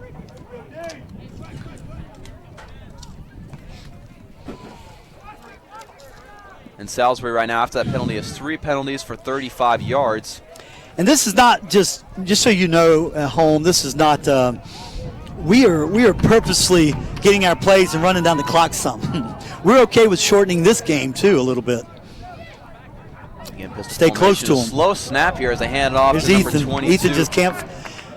That is a massive humanity, that defensive line for Salisbury. That's a loss of 1 there. The ball carrier for the Knights. Like I said, it's good to have Ethan back. I think he's been out injured a little bit. Good to have him back. But and we're trying to keep Salisbury's defense honest, but we are not going to make a living up the middle today. No, we're not. But we've got to keep them honest by trying it here and there and doing some stunts on the offensive line. But we've got to find another way to get some yards on this down, that's for sure. But the struggle with not being able to run the ball takes away the opportunity of play action for SVU, which is where a lot of their great passing plays have come as. That's a good. I Zach swear by him getting hit too much. Number 5. Picked up 4 yards, but and it fooled him a little bit. It really did. But that linebacker closed and. Divine Green, the senior defensive back from Clarksburg, Maryland, came in and. I think we got to protect by play calling a little bit. We did. Also, we have to protect Zach a little bit better. We aren't going to be able to do that too often unless you're going to suit up and get out there and quarterback for us because we don't have much depth now at this position. Zach Polson rolls out to his right side. He got it. He got it. Open. Out to about their own 41-yard line. Yeah. Just short. We're so close. Of the first down. But good play. I mean, Zach's got to be feeling the heat, right? And I'd be a little nervous, and his feet are starting to get a little bit dancing. But, man, did you see that composure to deliver a good pass? A receiver, it got it where it needed to be. It wasn't going to be pick 6, no interception. Gave us a chance to advance it down the field for a big punt to reverse the field position. Hats off to Zach. I'm so proud of him. But we've got to protect that young man today. We really do. Our line has got to tighten up a little bit. They really do. Come on, good snap here now. That's better. Still a little low, but we're all right. There it is. There it is. Punt. Back him up. All the way back to the 20-yard line. Find him. There we go. Good wrapping up. That's going to be a holding. I hope it's a block in the 13. Don't react. Looked like to me the number 49 for Salisbury. Looked like he had just had his jersey, right? Stretching him. Right. Yeah, we got Skyler. He usually knows what's going on. He's clapping, so I think he's feeling good. We're going to Yeah, again, number 1. Well, looked it could have been called in many different places. I saw number 49 basically tackling the man who made the tackle for SVU. Right. And then, of course, Shane Gaines, the one that actually is guilty of the penalty. Now, listen, we've got them They're on the 21-yard line. That's the best we've had them, so we have flipped the field. But the advantage is what? 1:34. We've got to keep them. We've had one little Achilles heel at a time this year is don't turn over the ball in their hands. Let them score it right in a half. And right now, I think we can hold them back here. We'll run this clock out at least. That fumble, baby! Fumble out of bounds. So what I was trying to say with that, to be clear, is we've given up some last-second touchdowns or points at the end of the first half. That's really hurt us going in. In other words, we right now I think we've got momentum. I know we're down 6-0, but Big Mo's on our side right now. And if we stuff them right here, our boys going to be fired up in the locker room in half, as they should be. So nobody take the eye off the ball. Finish this half right now. Finish. And being a triple option team, this is tough, having under 2 minutes to try to score. Great play. Look at that. And stuff at the middle. 1 yard, about maybe. A gain of maybe 3 yards. Yeah, it was. That was a gracious spot. But third and long, baby. Now we've got to keep it third. They won't go for it on 4th down here with the clock running out. Oh, they really will. They'll punt. We might even have a block punt option. This is where so many good things happen, Dawson, when we've talked about it. We can keep them back on this end of the field with their backs against the end zone. Lots of good things can happen. But it really can happen right now. We need to stop it right here. That's Jason Ciosi on the last tackle. Way to go, Jason. 3rd and 9. All right. Going to pass the ball. I think we're going to get him. I think we're going to get him. And he's only going to get about 3-yard gain, make it 4th and about, I'd say, 7 yards. Now, got a timeout. by us, which I'm thrilled about, because I'm hoping, and y'all have heard me complain about this a little bit, so I'm very careful. I love all my coaches, and they're making great progress. I'm hoping we started working on it a little bit. I hope we got a punt block called, because there's 41 seconds left. They're backed up. What are they, on the 23-yard line, 22-yard line? This is when you pin your ear back. I don't even care about having just one man in the back. Don't even have a man back there fielding the punt. As far as I'm concerned, I'd almost sell out. They put 2 men. I'd have one man back, and I tell you what, I'd sell out and go for that punt block, because we have a chance you can score on the play or get a score on the next or get a field goal. This is what we saw. Even if you rough the punter, it doesn't really matter with 41 seconds with this type of offensive team of Salisbury.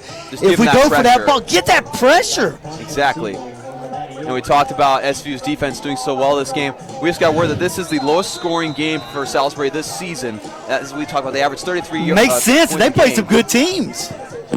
Here we go. All right, we're not going for it. He's going to push it out of bounds. That's a very short He's just punt. going out of bounds. I don't know what. Our guys need to get away from it. But a good bounce. That's going to go across. We've talked about it. Midfield. Gray jerseys today. Run to the sideline when the ball hits the ground.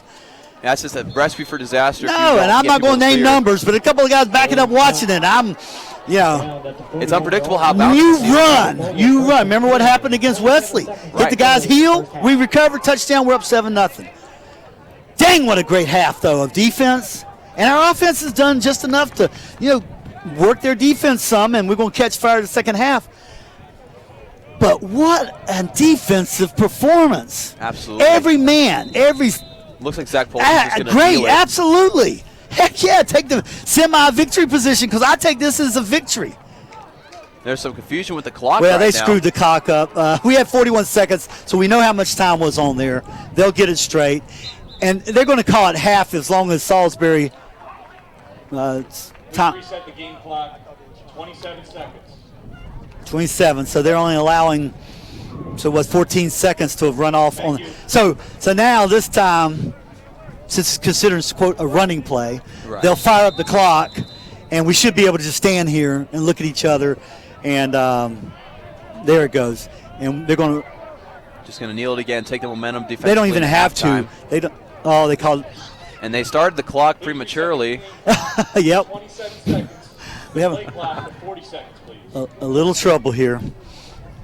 I like our reffing umpire team has been great today. Yeah, they've been really They're letting our guys things. play, right? We've had a few key, I thought, good called penalties, but very few flags. This time of the season, you do hope both teams, especially SVU, is improving, not shooting ourselves in the foot. But I like these guys. See, we're going into the half. I like the refs letting us play. Right. They're not trying to be the center of the game.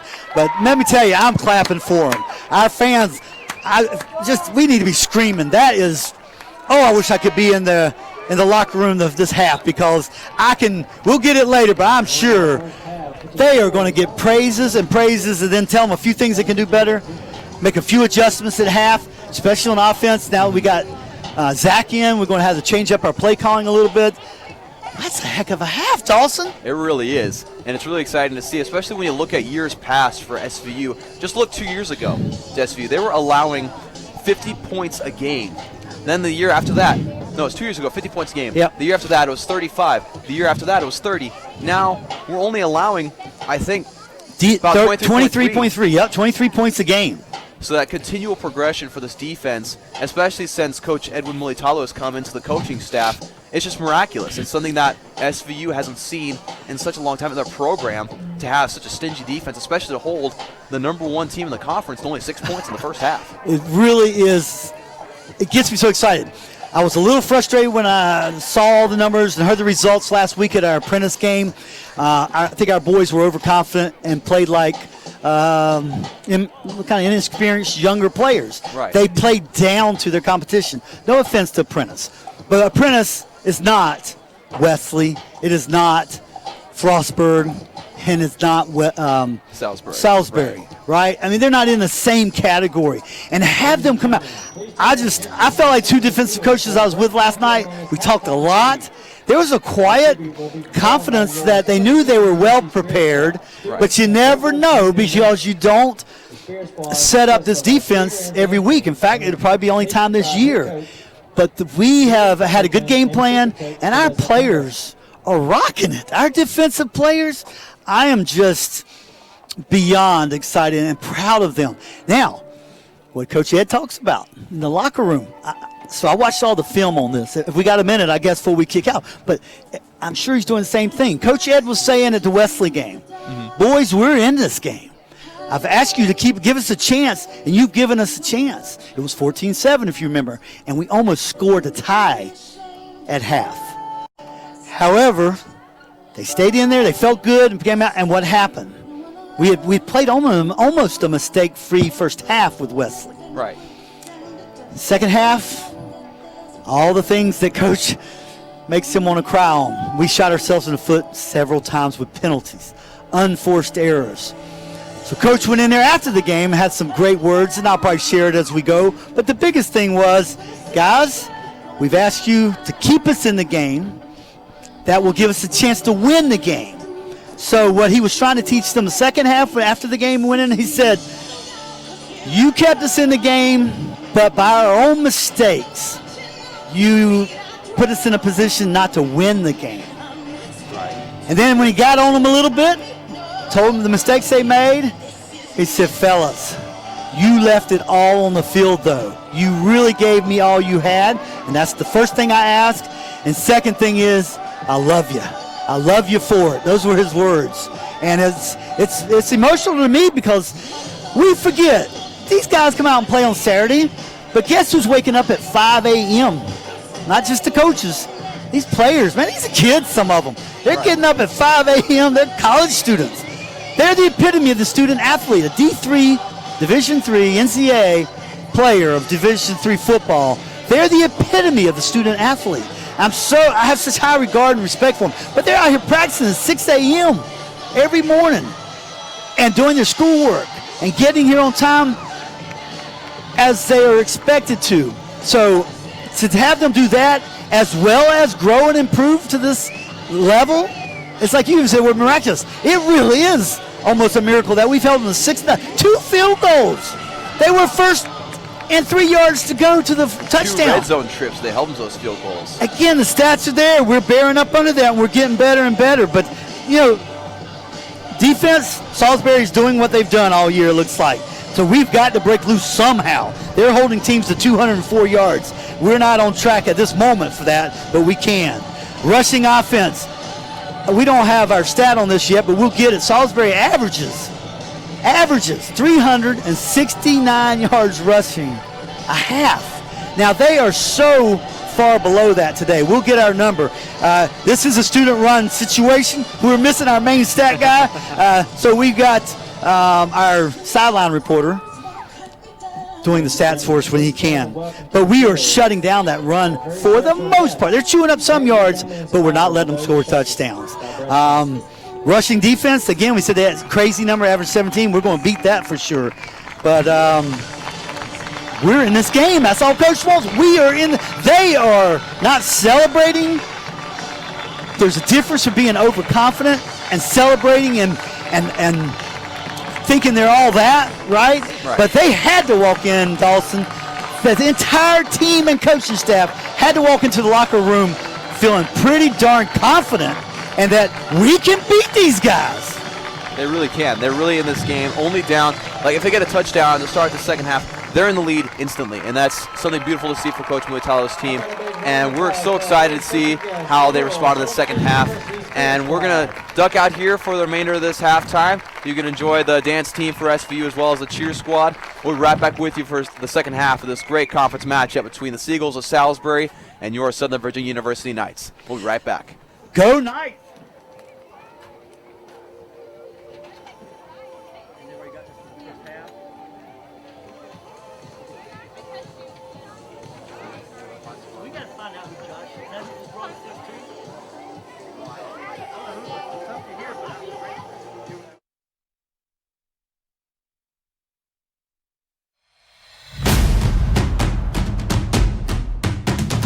My name is Coach Mulitalo, Coach Edwin Mulitalo.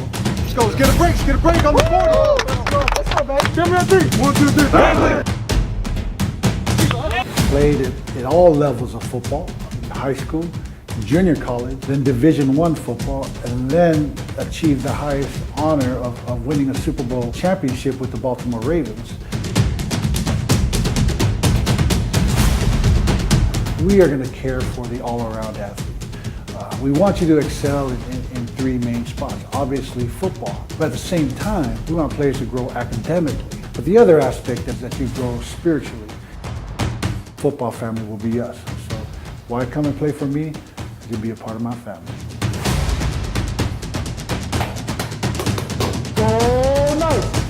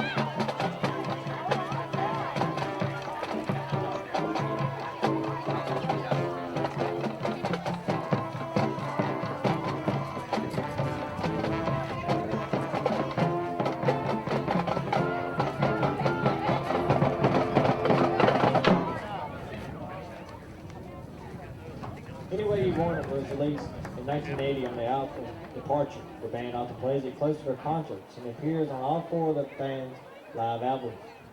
Considered a rock anthem, Any Way You Want It continues to infiltrate public consciousness and can be heard in countless movies, TV series, and advertisements. Open Arms was released by Journey on their 1981 album Escape. The song was the band's biggest Billboard hit, reaching number 2 in February of 1982. Open Arms is one of the most recognizable love songs of the 80s and was named the greatest power ballad of all time by VH1. Please enjoy the Night Marching Band rendition of Journey's classic Open Arms.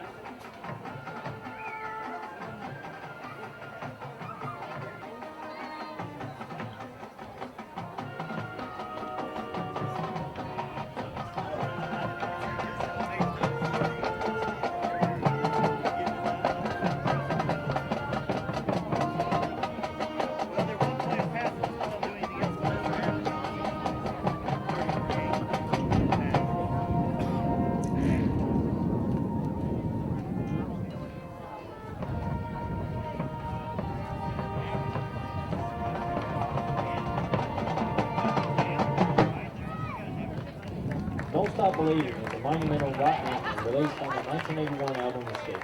The song reached number 9 on the Billboard Hot 100 and saw its popularity decline as the 80s wore on.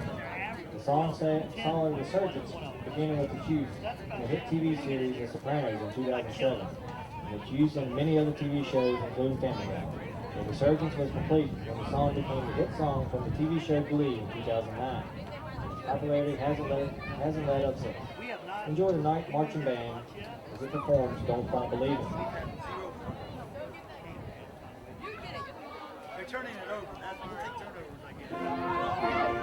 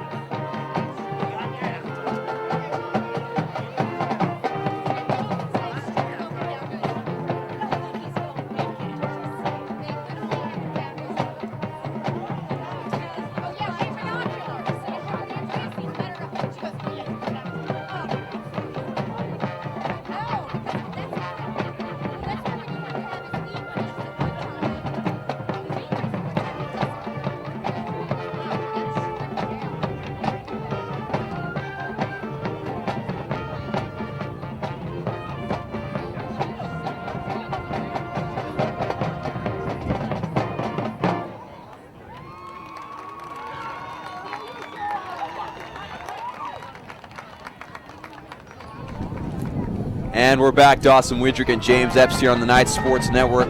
It's a 6-0 ball game. Salisbury winning over SVU, but SVU, like we talked about, doing such a great job defensively. So impressive, holding a team that's averages 33 points a game to 6 points and a half.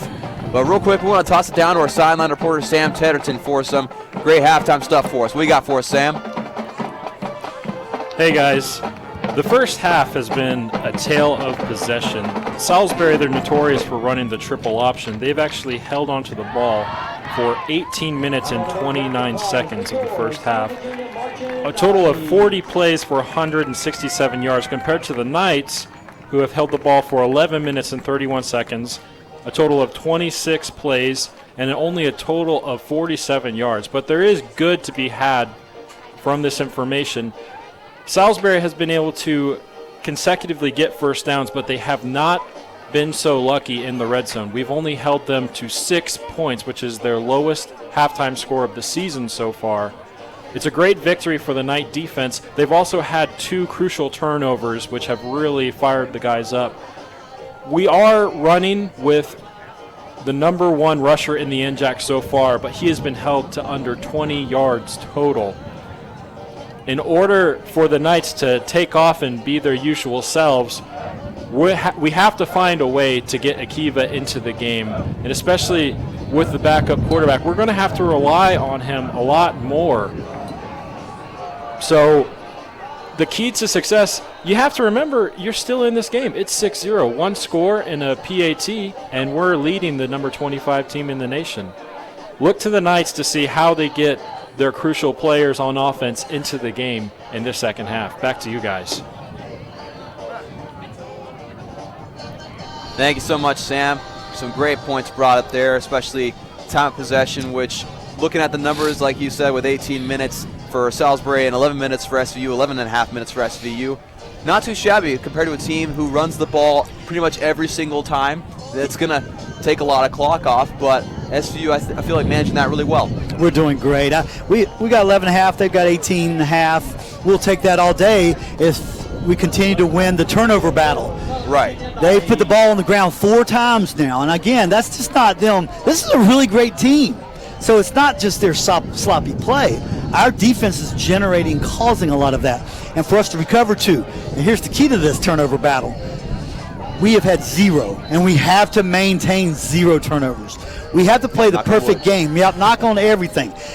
We have to maintain almost the perfect game in that matter to beat these teams. We have to play at a super high level, but the key is not to turn the ball over and give them short fields, give them multiple opportunities to score. They have to earn every inch of it. And let's talk about that a little bit. They averaged 300, Salisbury averaged 369 yards rushing per game. We've got them right now, first half, they've run 138 yards. Now, our red zone defense is what saved us from TDs, and with only 2 field goals, again, we talked about it before. Awesome, perfect. But if we keep this pace, Dawson, we'll hold them to roughly 100 yards below their average. Now that is remarkable defense against a triple option team. So hats off, proud of them. Those are things that we see on the defensive end. What about Akiva? What do you think? Well, again, Akiva is just having such a hard time having those gaps because Salisbury is playing the running lane so well, and it's so hard for him to get any breathing room. So like we talked about before in the game, that they really need to get creative as to how they use Akiva, because we talked about he is the bright spot of their offense. He is their main weapon that has helped them to win the 2 games they have won so far this season. So again, you definitely want to get him involved, and we've seen the creativity. They've tried to do different sweeps to try to get him, him at quarterback and do some running plays, straight halfback draws. And they also tried throwing the ball a little bit, like we saw in pregame. They tried to play, throwing down the field. The receiver got caught up, so wasn't able to get out there. But again, just being very creative with how they use him, because they need to get him involved. Because, again, having Zach Polson, who so far has played relatively well, especially starting the season as a first-string quarterback. I'm thrilled. We can keep Zach upright. It feels a little high risk right now with him because we really don't have another backup quarterback that's prepared. It's been taking snaps. Right. So Zach's the man. We got to keep him protected. Hopefully we won't run him a lot so we can keep him physically well and ready to play. But very pleased. I think he'll even have a little time to get his breath at halftime, feel a little more relaxed. He knows he can do it now. He's taking a few shots. It's always good to take a couple of hits and run the ball, get tackled, get back up, play, getting the cadence and getting the work with his center because he doesn't get a lot of the number 1 snaps. Right. So he hadn't had a lot of the price. I cannot be happier with him. I'm just thrilled for him. I congratulate him. I hope to see him even catch fire even a little bit more the second half. And let's shock these guys. Let's shock Salisbury today and go out and win the second half. Absolutely, as SVU will receive the opening kickoff. And we talked about Zach Polson coming in at quarterback. If you're just joining us on the Night Sports Network, Tate Briggs started the game as quarterback for SVU. We saw him on the sidelines a little later in the first half with ice pack on his shoulder. We don't know exactly the extent of it, but again, hopefully he's okay to be able to participate with the team here. If not, by the end of this game, at least next week, because his pads are off. So it looks like he won't be coming in today, but SVU will receive the opening kickoff for this half. And number 18 for SVU, that is Caden Knight, will be receiving, or he's deep for the Knights in the kickoff return team. And we talked about the legs on these kickers for Salisbury. Wow. How impressive. Number 97 kicker, who's kicking it off for them right now. He kicked a touchback earlier in the first half, and he's just so impressive with his legs. Such great leg power, kicking field goals from like 45 yards in pregame. And here we go. Here we go. Time looks for like some it's gonna be football. another touchback. Yeah, you know what? To some degree, I'm okay with that. Right. Let's take it to 25-yard line. Let's go for it. Now, interesting number, Dawson. On the Salisbury ranked number 2 in the conference for turnover margin, meaning they were one of the best. They were +6 on the year, meaning they obtained more turnovers than they gave up. So, and we were kind of on the bottom end of that. We weren't so hot on that, not bad. So right now, we're on top of that, and that number's flipped in our favor. There we go, as Zach Polson. Another great job on keep the wedge defense. behind him in the pistol. They're going to hand it off to him to start the game. He's got some space on the left side. Hold on to him, baby. And he's Don't quit. because he's not easily good. going to get one of his best runs of the day, just being a 4-yard gain. But again, we'll take that over anything so far today. That was a great run. Man, what we've talked about all year with Akiva, he drives those legs.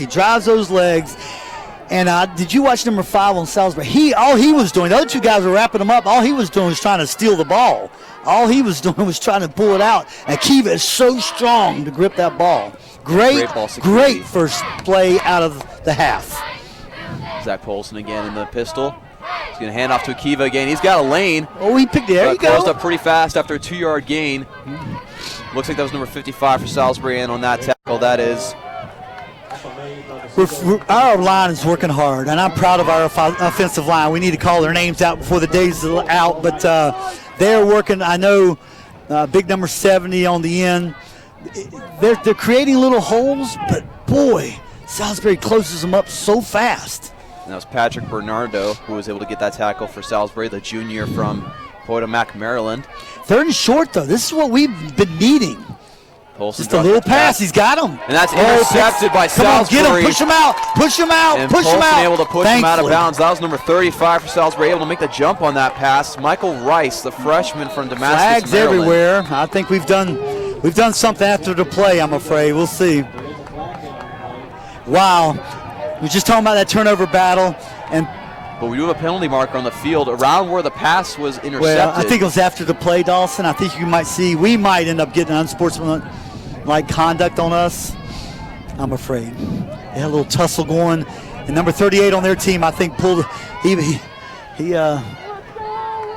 the old retaliation. I think we got caught. Right. We've done it a couple times this year. Michael Rice for Salisbury making a beautiful jump on that pass. They had a receiver open, but the linebacker just read it like a book.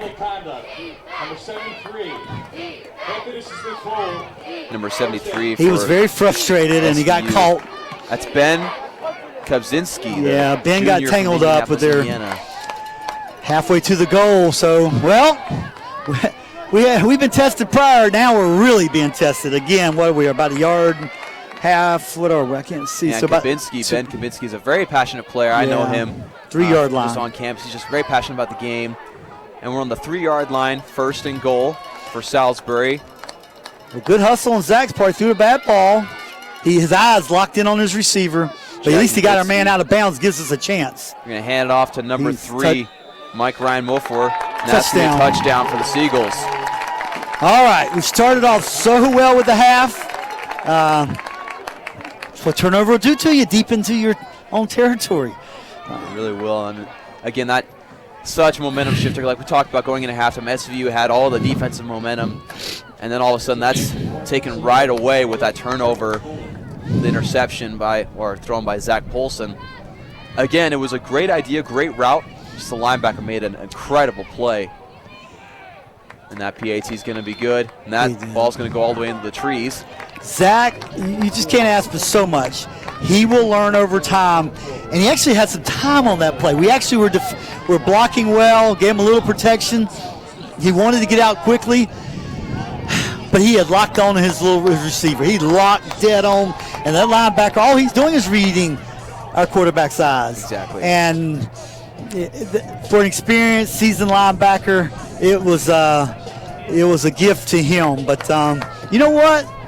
We can fight back. These guys are still within reach, but it is tough. But we got so much time. We got a half a game to play, so it sucks, right? But we were in such great position now. These guys are nowhere near out of reach. But we're going to have to move the ball down, put some points on the board, and it doesn't even matter if it's just 3 points from a field goal.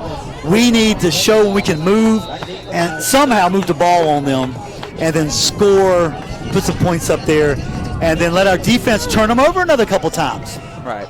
And number 18 again for SVU returning this kickoff. That is Caden Knight. Let it go, baby. Let it go. Another touchback right in the same place as the last kickoff. Well, it's a crosswind with a little bit of downwind for him, but that 97, I like his leg. I like his leg. Does a great job. And again, that's Bert Schrokongus, the sophomore from Kent Island, Maryland. You know what? It's good to have these teams come up and see this area.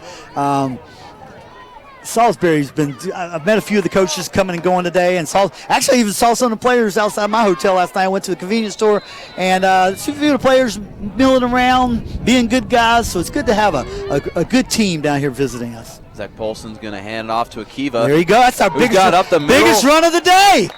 And that's going to be about an 8.5 to 9 yard gain for Akiva. And we just got word that quarterback Tate Briggs is confirmed out for the rest of this game. Just a little update for you on the. We'll pray for Tate and appreciate his game. Such a gamer. Look at Akiva's got this. another 2 holes in a row. And that's going to be a first down, another gain of about 7 yards. Dang! I didn't think this was possible, but there's 2 plays in a row. I don't know. I'm not seeing it well enough to know what's done or what they're pulling on that offensive line, but that left side of the offensive line is making some serious hay. Now we need to do a little misdirection on them. We're going to have, trust me, that middle linebacker, everybody, they're all eyeing that right side now. Now we need to throw it the other way, go the other way. And he is too. Rushing he is right there. Josh Newman able to get that reception and get about there you go. 4 yards after that reception. That's 15. 15, yeah, Josh Newman. That's Kevin Adams. Kevin Adams. I'm sorry. Kevin's a little slider, a little quicker. Still getting used to these names here, so Kevin Adams, the receiver. Great job, Kevin. And boy, that pass scared me just a little bit because it floated out there a little bit. It did. Going into that breeze. Yeah, those far passes to the sidelines are tough ones, especially with those defensive backs, how fast they can be, making plays on that. Well, we had one-man defender guarding 2 guys at the moment on that initial part of the line, so that gave us a little space. Do it again. There you go. And that's going to be enough for a first down. That is to number 11. Now Adams, number 15, though, blocked. He sealed his man off on the outside, picked up 3 or 4 more yards, and a first down. Excuse me, number 9. That was Josh Newman making that play. That's a great play. I'm liking that play. Beautiful. Now we're working these edges. We talked about how do you work the edges. We talked about adjustments. Clearly, our offensive coaches made some adjustments at half and love what we're seeing. Let's just keep it up. One of the very few times that SVU's offense has crossed midfield, and that's batted at the line of scrimmage by number 47 for Salisbury. That is, Sam Goff. That's twice somebody's got their mid on that ball a little bit. So a couple things he's going to have to do. You don't want to throw a floater out there. That's meant to be a quick hitter outside. But that guy was rushing so hard, Zach will give him experience. He'll give him a little fake with the ball and just step up just a hair, and he'll have a wide open lane to throw that ball. Ryan just got word of that. Out of 5 plays early on this drive, they had 2 first down plays. So very good start offensively in this second half, besides that interception to start off the first drive. Handing off to Pastor Lewis. He's in there, baby. That line is moving the line. Our offensive line is moving their defensive line for the first time really this game. I felt like it was almost an immovable wall there for a while, but credit to the coaches, mixing it up some so they can't stack 9 in the box. Right. That's why we got some openings. Our offensive line has a chance when they're going more one-on-one, one-on-2 even. But they have been stacking the box pretty strong up there, cheating up on us on the run. Yeah, they've been doing a great job so far. As Polson drops back to pass, he's got some pressure. He's going to throw it to the far side. That was intended for number 21. Good route run. Good route. He broke it off perfect. The ball's just... That's a tough pass. We're asking so much of this young man. He is delivering as far as I'm concerned. That's a very tough ball to throw right there. They're going to bring out the punting unit here on this 4th and 6. And he's going to be a little gun shy after that interception led to a touchdown. But yet he's still out there slinging it a little bit, so I'm proud of Zach for sticking in there. Let's see if we can't pin him back close right here. Come on, special teams. Salisbury has 2 returners back on their own 10-yard line. Our snap there's a better snap. We've been off on that snap a little bit. Hey, they were watching. They were watching for Jackson. That's be about the 16-yard line is where Salisbury will set up shop for their offense. A lot of eyes on that team, Salisbury, on our punter. They weren't going to let him run for a first down that time. No, they were not. If you missed it early on in the first half, SVU had about a 4th and 7. Yeah. And Jackson Hatch was able to convert a first down after nobody came after him. Yeah, one guy came up and kind of half-heartedly, but the whole team turned their back on him. Right. And he took off, first down. And had some good footwork All there. right. As again, he's a double sport athlete playing soccer. It's Jack Nowitzki under center for the Seagulls. This is where our defense has got to pitch. Step up. Oh, there you Boone. go. But they still get 4 and 5 yards on that play. That is really a thing of beauty in some ways. It really is. When that pitch actually works, which has been a problem for Salisbury so far today. We talked about the 4 fumbles that have been on the ground. I believe all 4 of them have been on that pitch to that back man. They got that one right, but we've got to keep putting pressure on them as close. The more distance you can't cheat too much as a defender. But the closer you get to where that pitch man's going to get the ball, the more he's going to look up and hear footsteps. Right, absolutely. Now they're going to hand off up the middle. Looks like to Campbell, who's got some space. He's got the first down all the way out to their own 35-yard line. I'm going to nickname him North and South because that boy knows how to run north and south. He really does. He doesn't dance with his feet. His legs are churning, and he goes straight north. 2-3 on our team's down a little bit, but he's sitting up. Let's see what's going Brandon on. Austin. Come on, Jr. Brandon. You know what? He's a tough fella because I'm going to guess he's given up about 30 pounds. He was involved on that tackle on that big boy running up the middle, and proud of him sticking in there and putting his nose in there, but sometimes you're going to take a little pop when that happens. He's going to get helped up, and he's going to be able to walk off the field here. Just feeling a little gimpy, we'll see. But he's walking off on his own power.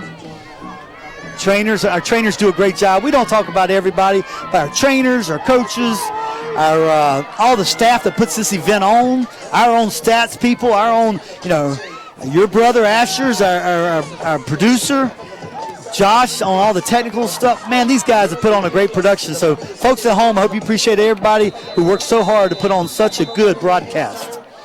As we have a 1st and 10 for Salisbury on their own 35-yard line. We got to find a way to slow them down, don't we? They're kind of moving. Quarterback's got a good job.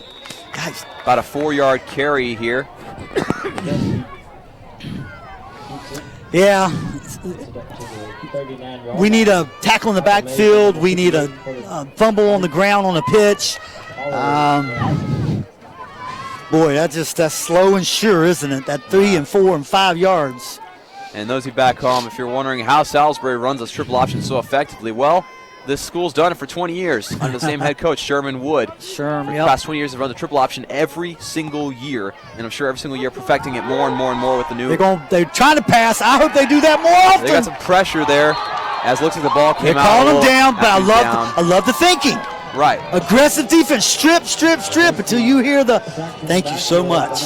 Strip, strip, strip, baby. And that was Caleb Thomas in on that sack here. That over there for you. Thank you. Able to get in the backfield. There's 3 Knights in the backfield just swarming the pocket. Well, nowhere to go. I'm going to take a wild stab here. Unless they get behind, they won't be throwing the ball again. Right. that's just Merry Christmas to us. That's what we're talking about. Let's go, D. 3rd down long. 3rd and 7 here. Come on. Nowitzki's got me chased from behind. Got the quarterback. Got to get him from there. Got to hit him. There. Out of bounds, right? Force him out of bounds at about 2 yards short. That was number 31 on the run for Salisbury. And I love to say this, and here comes the punt team. First time of the day. That is a beautiful thing to see. That is a beautiful thing to see. Funny thing, if you love sports like we do, and there's some of the nuances of the game, little things like that, when our defense played so well on that one. I mean, my gosh, they gave up 25, 30 yards total.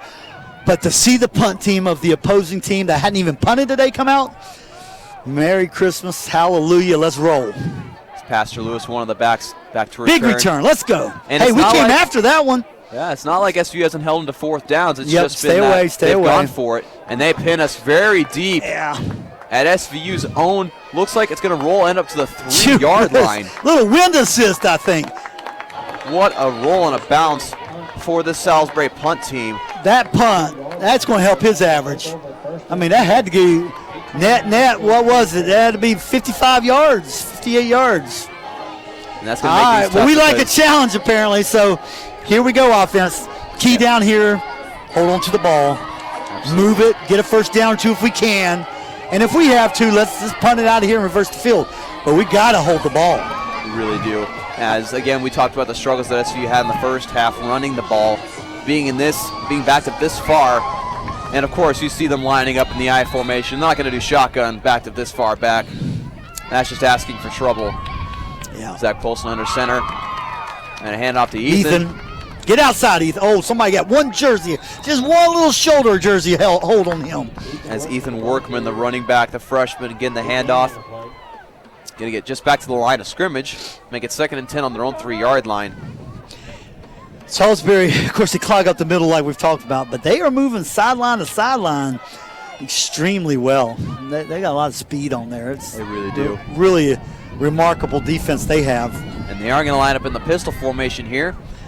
Hand it off. Try again. There's To Ethan, Workman got a again. little bit. It looks like he might get about a yard as Akiva wedge comes in. I don't even know what to call. They're going to have to figure out a little something. I know they don't want to put the ball in the air. Right. I understand that. But we would like a little more breathing room. And maybe hey, we did that last drive, that left side of the line. Maybe Akiva can pop one. But first down would be awesome. But another 4 or 5 yards from Akiva will help us a little bit more on that snap and punt that we're getting ready to face if we don't get that first down. Really would. Last time SVU was backed up at least close to this area. Zach Polston had the interception. That was read beautiful by the linebacker. Drops back to pass. Pass to the outside. That's just out of the hands of Kevin Adams on the near sideline.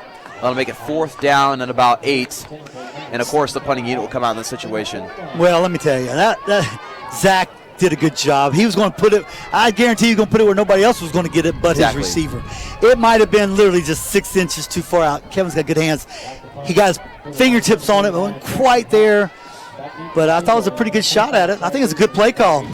And expect to see Salisbury try to get a blocked punt here because they're going to come, everybody. The speed of the snaps for SVU haven't been great so far, so that gives them plenty of time to get back there, especially out short. Hey, it's a good snap, though. And just barely gets it off. Knuckleball. Now, you see the difference of their punt returner. He fielded the ball. That last punt we had, we needed to field the ball and would have saved us 20 yards. All right, and that was number 81 for Salisbury, Matt Scott, returning that. He's a senior from Haymarket, Virginia. And talking about Zach Polson so far, we just got his stats. He is so far 4 for 12 for 27 yards. He has the 1 interception, but don't be fooled. He's doing a great job being able to step in for Tate Briggs after coming out in the first half. Tough duty doesn't explain it, so I'm really proud of him. We're hanging in there. Now, we've given them an unbelievable field position here. So there's a player down on Salisbury. We got to wait to see the number. I think I saw the number. I'm not sure. If I'm not mistaken, it looks like there's a penalty flag. There's a flag down, too, and I just don't. If we got to roughen the punter, that would be a dream come true for us at this moment. I didn't follow the play like I should have there. I followed the ball because I was such a knuckleball coming out. I was watching to see if they could handle it. So this is a big help to us. It doesn't give us the automatic first down. So there's 2 penalties that will happen. Running into the kicker is the least offensive. It's only 5 yards. It's accidental. Taking the kicker out, that's basically a personal foul, automatic first down, and roughing the kicker, in other words. Exactly. So we're grateful for that. Let's see if we can't put these guys a little further back. And we're going to give Jackson another chance at this. And that was Matt Scott who returned the punt, who was down on the ground there for a little bit on Salisbury's side of the field. Well, hopefully we can get a bigger punt here and at least get them back here near midfield somewhere. Another good snap. That was a good snap last time. Let's get another good one. There you go. Jackson's got a nice snap, big punt. He's able to get that one end over end. Thankfully. Fumble. And another fumble. Recovered by Salisbury. Number 36. Gosh. That looks like Sean Carroll able to get on top of that one for Salisbury. We almost had it. Disaster averted for the Seagulls. But we'll be grateful still for the extra 7-8 yards they took themselves backwards. Exactly. That penalty, that little running into the kicker, saved us, 35 yards. They're in their territory versus being at our 21. Right. Huge play for us. Our defense needs to be extremely stout this time, and even 3 and out would be a wonderful. And having 4 fumbles in the first half and 1 just there. Yeah, they're a lot of ball handling issues for Salisbury as Nowitzki's able to break one for about 10 yards, close enough for a first down. When we talk about rushing for Salisbury, they're averaging about 4.3 yards per carry right now, and just very much struggling, or not compared to what they're used to. Yeah, right. 45 they're yards. Doing well, but here's what I'm starting to see. Our defense, our guys have got to stay on their position because these guys are so good at this. They're seeing little seams. See that little seam? He went at an angle and found that seam for 8 extra yards. Now that's their 46th rushing attempt. That make that 47 as Campbell Nice. up the middle. Who's 6? He hit him first. Number 6 for Our SVU. 6, yeah, I know That is Albert Green, the 5th. I know that number. I'm sorry, Albert. Albert did a great job standing up and getting in. Now, he still got stinking 6 yards, but Albert stood up a big man there until the team got there. And there's a swarm of Knights trying to get at the fumble there, or I get the ball. Yeah, he's been hustling. Another good game. He's got 5 tackles for the day. We got to figure out some way to slow this train down. Nowitzki He got it again. side. Come from And behind. it's There we a go. Swarm from SVU defenders, especially from number 34 coming from behind. That's Michael Benjamin, the junior from Prince George, What Virginia. makes that play is all those guys, 52, 58. So Dallin Breen, our freshman 32, made it because they stretched it out, stayed on their key, they stayed in their lane, and just stretched it out where there's no room. And then that gave time for 34 to come in from behind and nail them. Absolutely. And now Great play. Salisbury's faced the 3rd and 1 in SVU territory.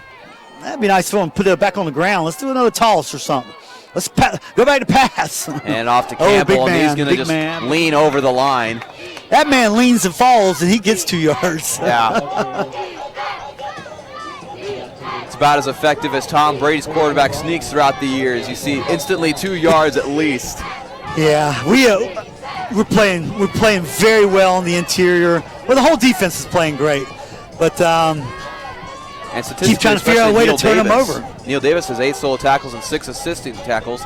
And so, Unbelievable. by him. There's that pass we were looking for. Somebody get him. I And told you. another I sack. cannot believe they even thought about it because they were 3rd and 1. They go back to pass. I'm sorry, they were first down. That's right, first down. That makes more sense. My bad. But I still can't believe they went down. They backed up and passed it all. And that was number 59 getting that sack, Caleb Thomas, the sophomore from They lost Beaver their Creek, minds. Ohio. Yeah, they did. That coordinator, I think he won't do that again. Trying to get Please creative. pass. Please pass. Another great defense. 6-yard loss. Come on now, make the most of it. We need to be opportunists right here on defense. They're going to hand off at the middle to Campbell. They're going to get about all of that yardage they lost from that sack back. But it's 3rd and long. 3rd and 10. Great situation. We for can this nice contain them. defense. We can do this. Problem is we don't want to get 7 or 8 yards because it is 4-down territory. I don't think they'll kick a field goal. They might. But if it's 4th and 2 or 3, they'll go for it. And then they have a good chance of getting it. So we need to hold them to 2 or 3 yards somehow right now. Yeah. Salisbury has gone for, or had a 3rd down 10 times and made it, or converted 4 of them.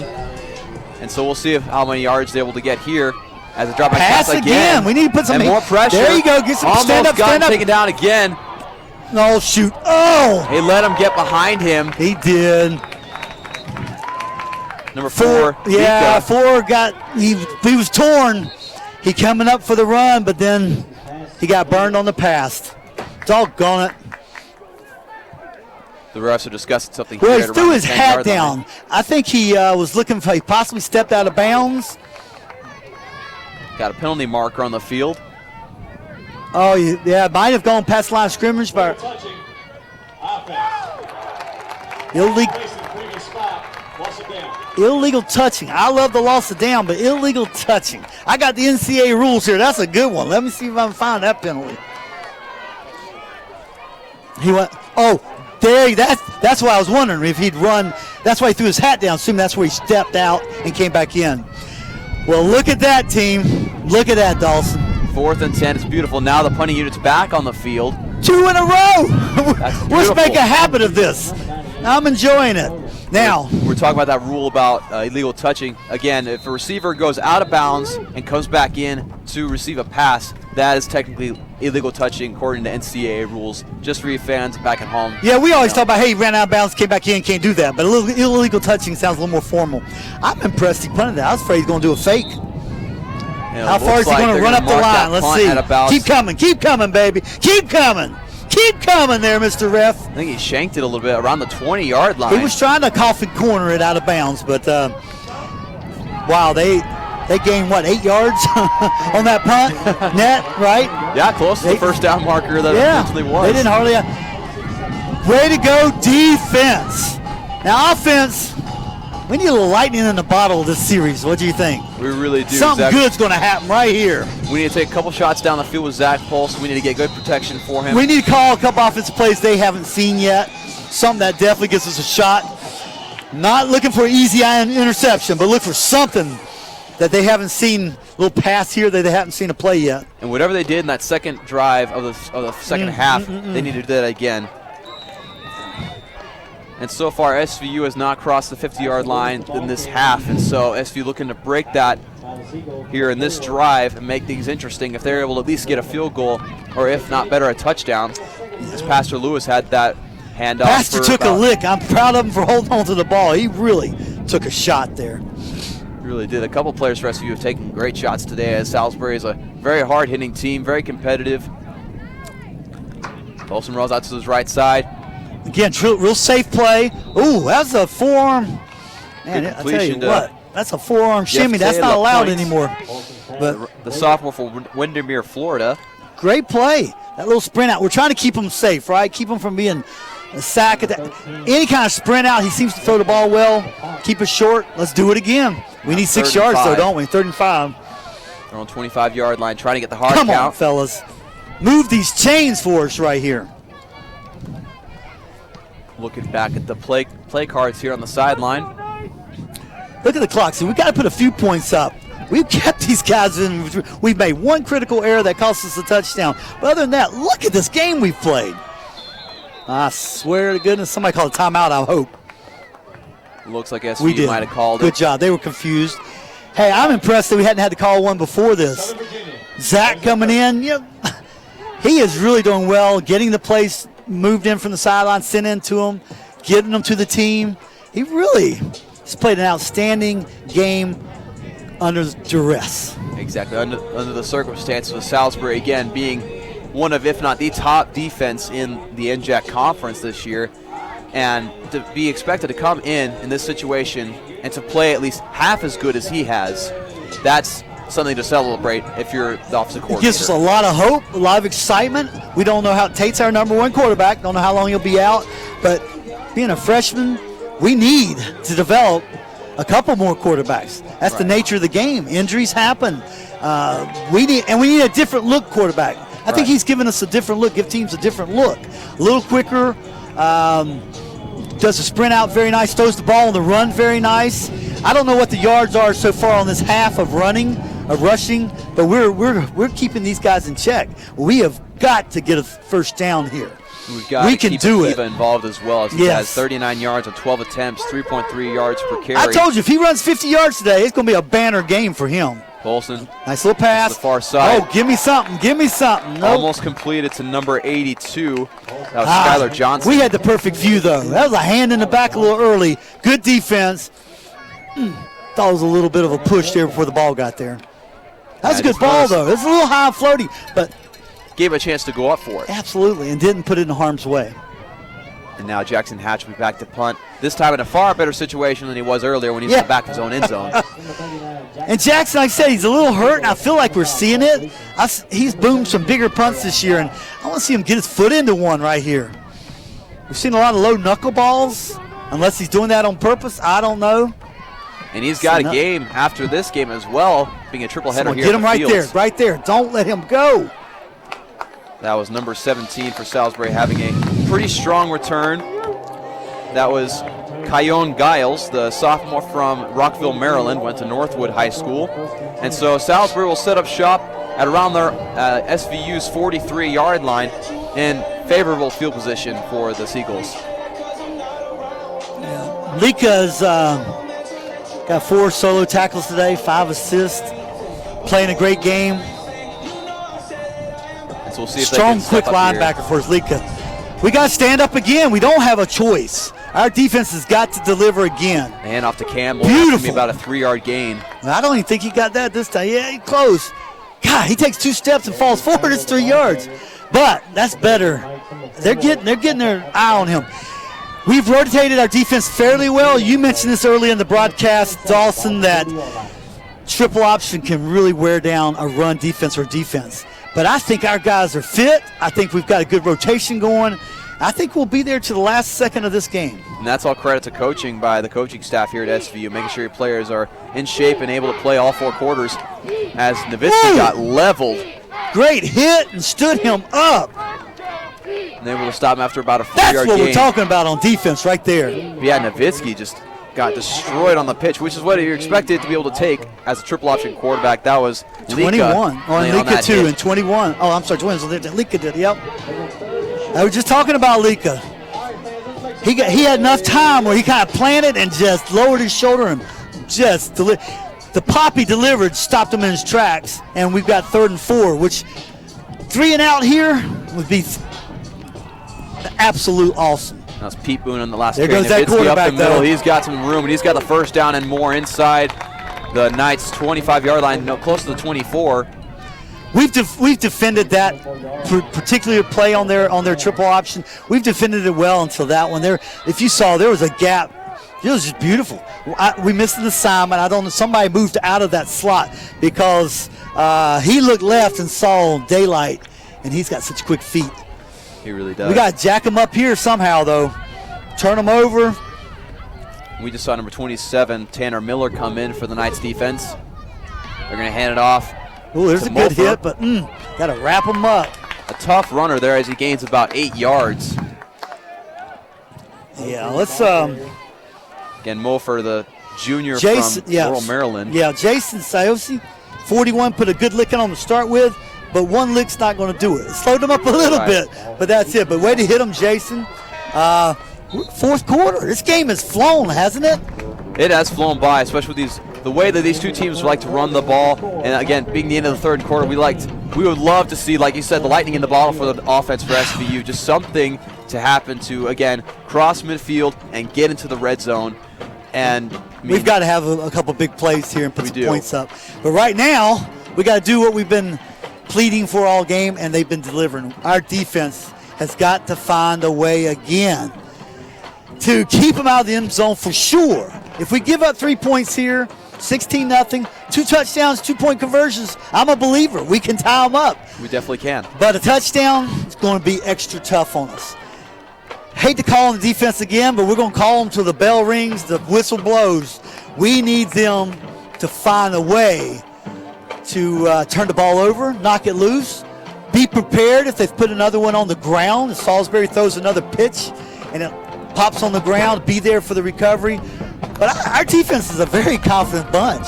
They stood toe-to-toe to number 4 team in the nation and whipped their butts in a lot of ways. Now, we came out and losing in on the points, but they stood toe-to-toe. They're not intimidated at all by Salisbury's offense. It was just a little different view for them on the triple option. But they can do it, and we need them to do it right here. Absolutely. And now they once line again up under center with Jack Nowitzki. It's been the same story all game. Under center, handing big off man to Campbell in the middle. got him. See how about 2-yard gain. He still fell over the pile and picked up 2 yards. But you see, we hit him on the line.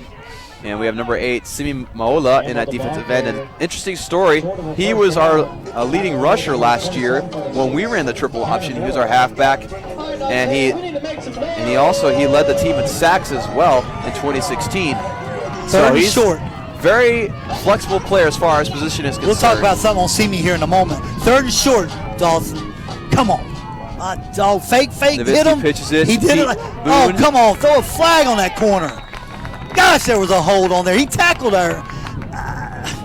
Yeah, that's when I'm sorry. An open field like that, 3 refs looking at the play. Our defender doesn't have a chance. Exactly. It's one thing to block you, but his arm was wrapped around him on that left shoulder. And that's a stinking hold. It's hard to get stops when plays like that happen. Now that Salisbury finds himself on SVU's 5-yard line. Let's see if they can make another red zone stop. I thought they had him on that one. Nowitzki up the middle. He's going to get up to the 1-yard line. Ever so close to that end zone. Come on, Skyler. Come on, boys that are going in. Let's go. They give a couple substitutions for SVU, namely number 10 and number 51. Number 10 for SVU is Sergio Mamone. Sergio, yeah. And then 51 is Skylar Cloward. Hey, they have to keep rotating the players. I mean, they're going to play this to the final whistle, and we've got to stick with our plan to rotate. to keep them fresh as we possibly. Our defense is putting a lot of time and effort in this game. They're going to hand up the middle to Campbell, who's going to get in the end zone for a touchdown. They did what they didn't do in the first half when they had a red zone opportunity. They didn't hand off to Campbell the last time. This time actually is number 3. That's actually Mike Ryan Mofer, able to get into the end zone. Yeah, they just shoved us right through the middle. What can you say? They were due. I'm still impressed that we've done what we've done, but well, you can't win a ball game with 0 points. That's number 1. Number 2 is they have done real well, and they have got a sure kicking team, don't they? Snap, hold, kick, almost automatic for them. Well played. Yeah, special teams for Salisbury has just been very impressive today, as they have gotten 2 different field goals, and then punting and kickoff has just been tremendous. I don't think SVU has been able to return a single kickoff, and punting, besides the one botched punt earlier in the second half, it's been phenomenal. The legs in these kickers is just crazy. Wherever they found these kickers, I want to find them. What do they eat? What do they feed their kickers in order to give them a leg like that? They have a great program here. It's seasoned. It's been developed over, like I said, the same head coach for 20 years. They do a great job. But we need to come out and show some fight. We have got to show some life. I've talked about this all season. This isn't about just this game. This is about a building of a program. We are still competing. What I want to see is that we do not roll over. Right. That our offense comes, as I've said before, with their pants on fire, their hair on fire. Our defense come out more determined the next time they're out, and let's stop them in their tracks. Let's see if we can put some points up now. Hey, it's going to be returnable. This is the first time this game that's been returnable. This is number 18 for SVU returning it. This is. Oh, shoot. Looked like the ball might have been loose for a second, and it looks like Salisbury thinks they have it. Well, it was sure popping around there a lot. And Caden Knight was the returner there. Nope, we lost. And it's going to go to Salisbury. Another tough break for SVU. Dallin was on the ball. Dallin Breen was out there trying to grab a hold of it, but it was not meant to be on that one. It just popped. Man, that's one of those times he was sprinting so hard, and somebody got their arm, just popped it just enough that whipped his arm loose. And that's the second turnover for SVU. The first one came. You remember I mentioned earlier that I kind of like it to kick out of the end zone, start at 25. That's one of my reasons right there. Right. And number 34, Campbell, in at running back for Salisbury. He has 81 yards, averaging 6.2 yards per carry, and he has a touchdown today. As they're going to hand it off to him in the middle, but he's going to be stopped very quickly by Skylar Cloward after about a, again, 2 to 3 yard gain. Good play on Skylar's part. There's 2.5, 3 yards. That's a victory. The way they've been running the ball on us today at that man. And it looked like it was stopped really short, but again, for Campbell, being stopped short is 3 yards. He extends his body. It's 2.5, 3 yards every time. Come on, defense. Let's pull something out of our hat here. Let's turn them over. Let's stop them. And Novitsky's going to take it to the right side. Oh, way to hit. Nailed by Lika. Nice hit. Another time. There we go. We got the flag that time. You'll see it. That was our problem last time. Led to a touchdown. This time they knew that that's a payback, but they can't tackle our defender. Right. That play is just impossible for a defender. We were talking about Cloward earlier. He has 5 tackles on the day, and the ref's discussing the penalty on the far sideline. We'll see what the call is. I promise you what it is. Yep. Number 25. Same stinking play last time. They just didn't throw the flag. So number 25, Adam Taylor, the freshman from McLean, Virginia. I'm sure our players, in a respectful way, were in somebody's ear over there because it was so obvious last time. Right. And if you know about this offense and the defense you had to play, I think refs, and they've been good, but you've got to reward the defender who's doing what he's supposed to. And you cannot let the blocker gain an advantage by holding or shoving on the outside on an open field tackle opportunity. Right, now being 2nd and 15. Now we've got to stick them back here. We cannot give them a chance. Oh, looks like an encroachment penalty will be called on SVU after that completed pass. The only hope we have there, I've been seeing it all game. To me, these guys, somebody's moving just a little bit before that snap a lot of times. And it hasn't been called. I was hoping they called, but they let the play go, didn't they? So that means. Yeah, they did. Yeah. Defense. So here we are giving them 5 yards. Second down. Exactly. We cannot give them 5 yards. Cannot do that. But do I understand it? Receiver. I understand that these guys are trying to get off the ball quickly to get them in the backfield. Like we talked about how last game that we had here at Knights Stadium, that Dallin Breen talked about how they wanted to get off the ball quickly and just to play smart and fast, and you have to do that especially against the triple option team. And talk about offense, we now know that Salisbury has a total of 222 yards before this play, and SVU has a total of 90, and that's about a 5-yard gain there for the Seagulls. That's piling up. Yeah, that's a good play. We defended it well. It was well executed there, but third down, we not only have to be stout, we got to be super stout on this. We need to stop them in their tracks somehow and hold them to 0 or 1 yard gain, and let's make them attempt a field goal attempt, see if we can shake them up, block it, do something different. Never know, but let's just keep them from a first down or anything close to a first down. Just under 12 minutes left to play here in this game. Again, 3rd and 5, handoff up the middle to Pete Boone, and he's going to get into the end zone after breaking a couple of tackles. Looks like that was number 6 on that play for SVU that was on the missed tackle. That was Albert Green, the 5th. That just hurts. You know, it hurts. We can't, our defense has given us so much today. I guess we can't expect it the entire, they've basically been on the field a ton. We'll find out when it's said and done. But also, I don't want them to lose heart. I feel a little bit like that Wesley game, you know. We can let them kind of take control at the end of the game, and I was hoping we bust them in the mouth a little bit more. And we still might. I still believe they've got the heart. And I know the coaches on that defensive line particularly, and the defensive end of on the team, I think they're going to, in a loving way, let them hear about it. Right. And say, guys, we've got 11 minutes, 33 seconds to show what we're made of. And I want to see this offense come out and be aggressive and take it to them, and let's score some points, and then let's turn them over. Let's still fight till the bitter end, just like we were talking about Wesley.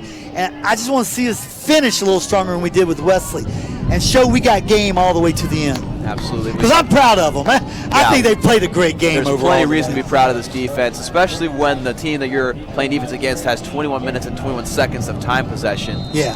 And so that's tough to defend, especially we talked about the triple option all day today, how that's so hard to defend. And they kept them in check for so much of this game. They really did. But that's kind of, we talked about, we had to play the perfect game in turnovers, and now look what we've done.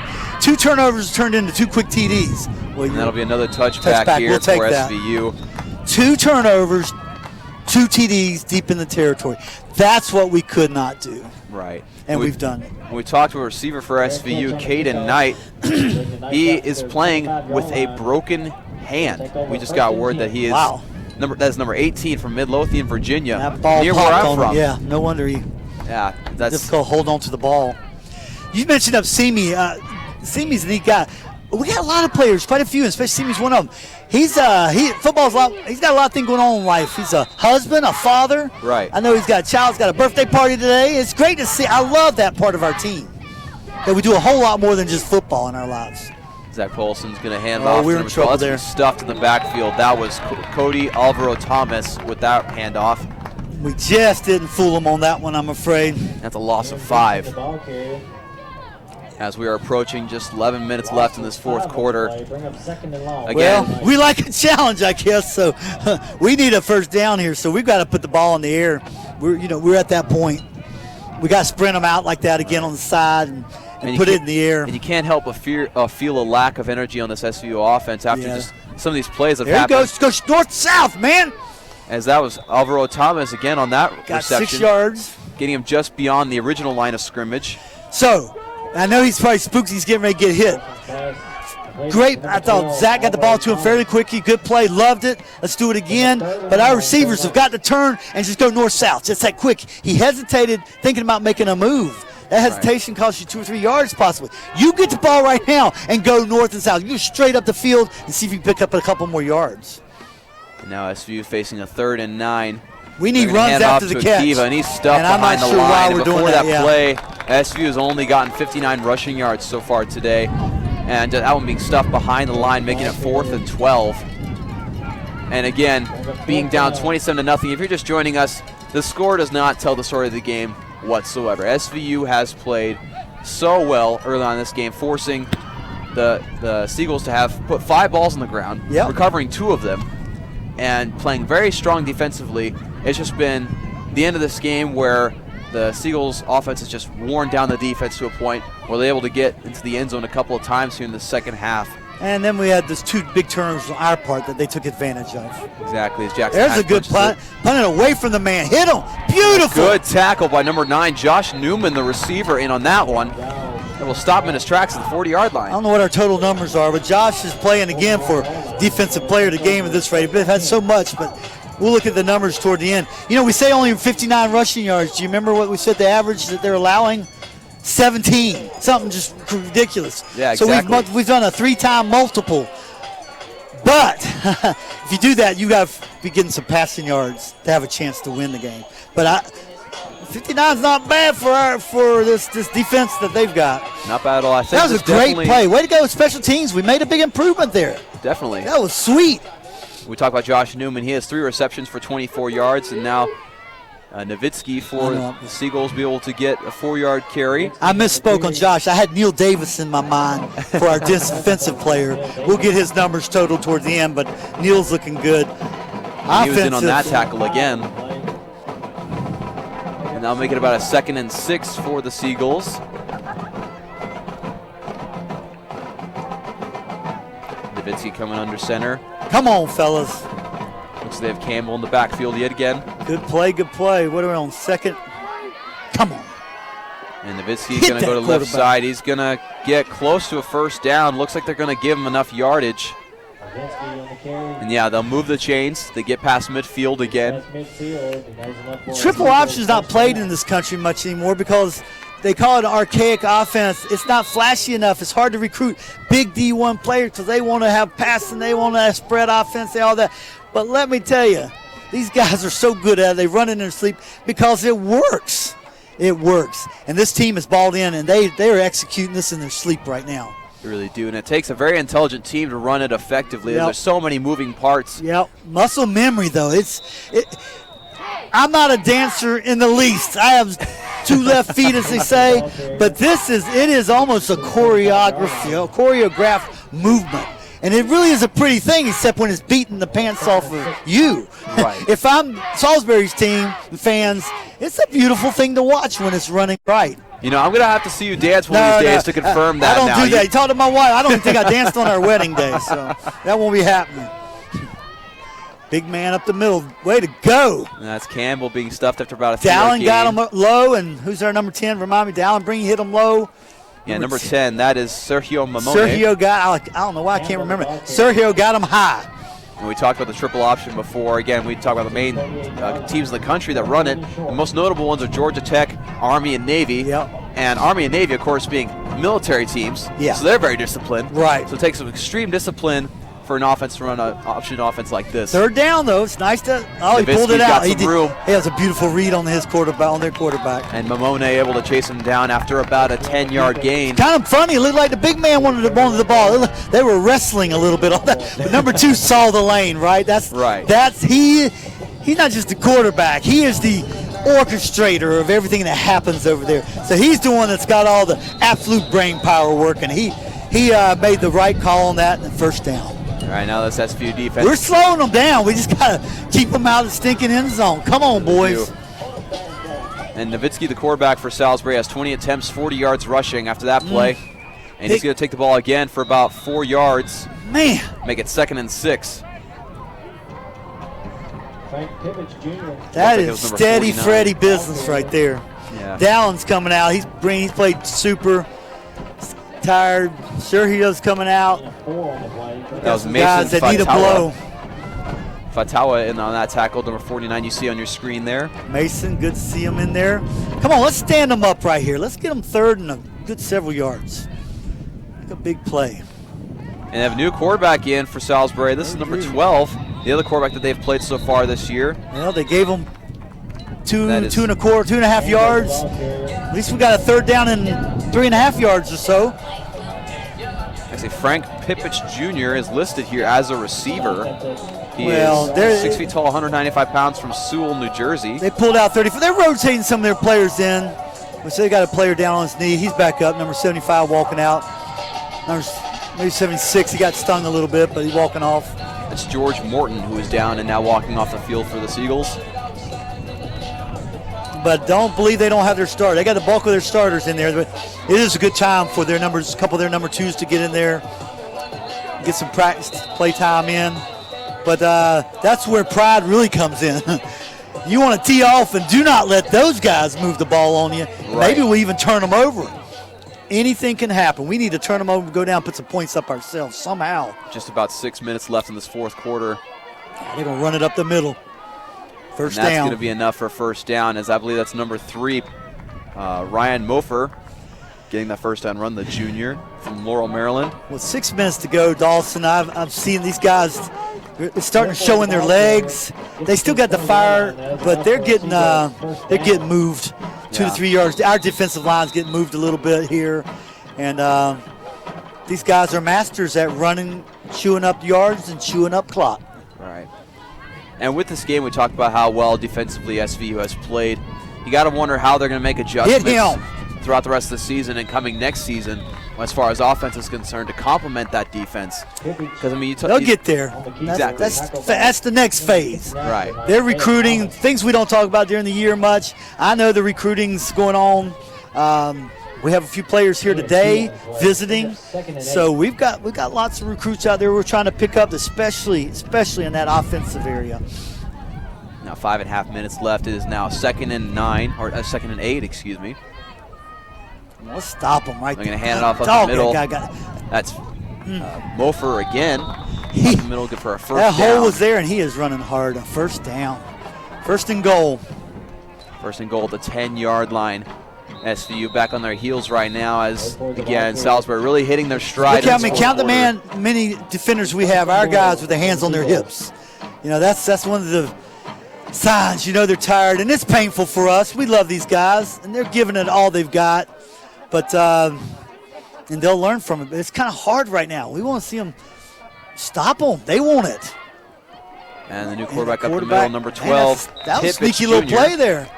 Gets to about the 3-yard line. We talk about the exhaustion of the defense.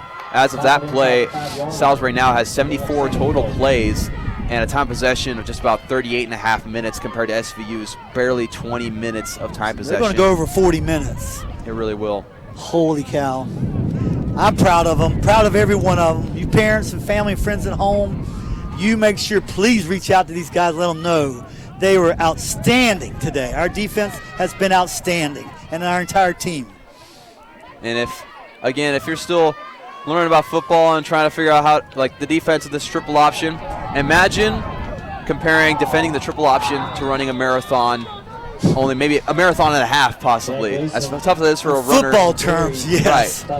It's just as tough, or if not tougher, for them to do that with this amount of time of possession. It's so tiring. It's so exhausting. And that was a great play there. They didn't give up. We took two good licks and kept the man out of the end zone. That says a lot. Really I'm hoping we can do it one more time right here. Keep them out of the end zone. You like any small victory, and that'd be a small victory right now, to keep them out of the end zone from a touchdown. 3rd and goal on the 3-yard line as Pippich Jr. again in at quarterback. They're going to hand it off to Mofer, who's going to get into the end zone. He crossed the plane, I think, yep. Touchdown, Seagulls.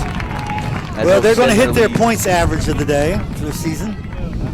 And that'll be Mofer's 2nd touchdown of the game. Yeah, I got the last one burned in my image too well. That last time he scored his touchdown, he put his head down, and he was not to be denied. They slowed him up. We almost held him out that time, but now lining up for the point after is number 98. Yeah, our players need to hold their heads up. This is the time where you hold your heads up high. Missed the point, we'll take that. That's a very rare special teams miscue. Well, you know what it is? They average 33 points a game. I think they want to keep their average just right, apparently. So we'll take it. Thank you.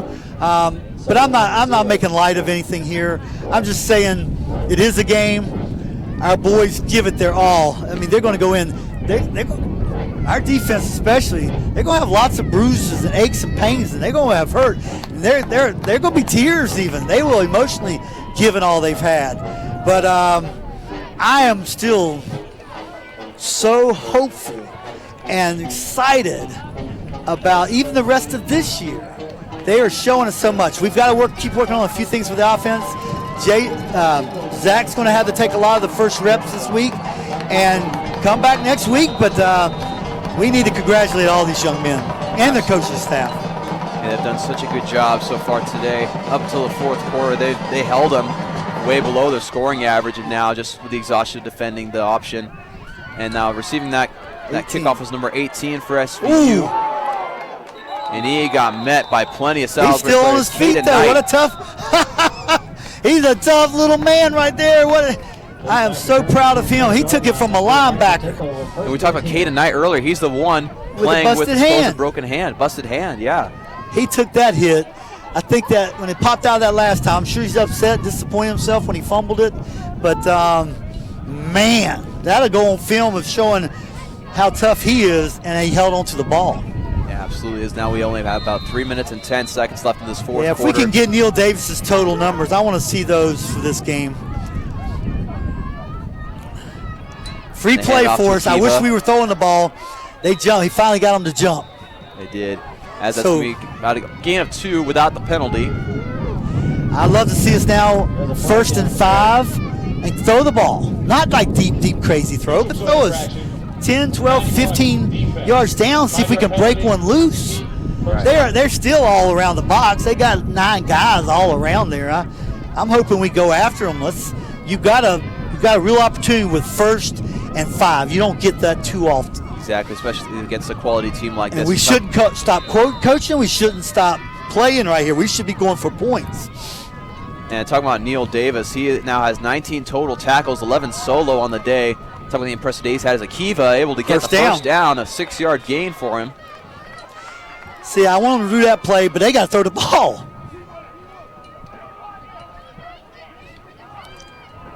Now the SVU has that first down. And we'd like to remind you that today we also have men's and women's soccer games. Following this one, we have a triple header here at the fields. So definitely log on to those broadcasts. We'll bring them to you here just a little bit after these games.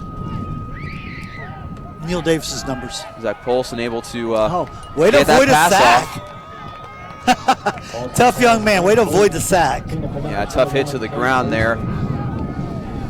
Zach Polson tried to get that pass off. 2nd and 10 for the Knights with just over 2.5 minutes left. Well, they went for it. I appreciate it. They set it up. They set up for a pass play. We just didn't keep him, give him enough protection. All right, we're talking about the offense for SVU today. Before today, they averaged about 276 yards per game, about 28 minutes and 10 seconds of time possession. And again, it's just a tough day for them offensively. And if you're just joining us, you're live with us on the Night Sports Network here with just about 2.5 minutes left in this game. Again, number 25, Salisbury, winning over SVU 33-0. Again, not the story of this game at all. SVU's defense has really, like James has been saying, playing their hearts out, playing very tough, very smart against the triple option. Great execution for 2/3 of the game against the triple option. So kudos to them. Hats off to them. There's a little prospect pass. He was protected. Boy, got a little chippy down there. Get our boys to settle down on both sides. Now it'll be about 4th and 8. As they'll bring out the punting unit, and Jackson Hatch will be back to punt for the Knights.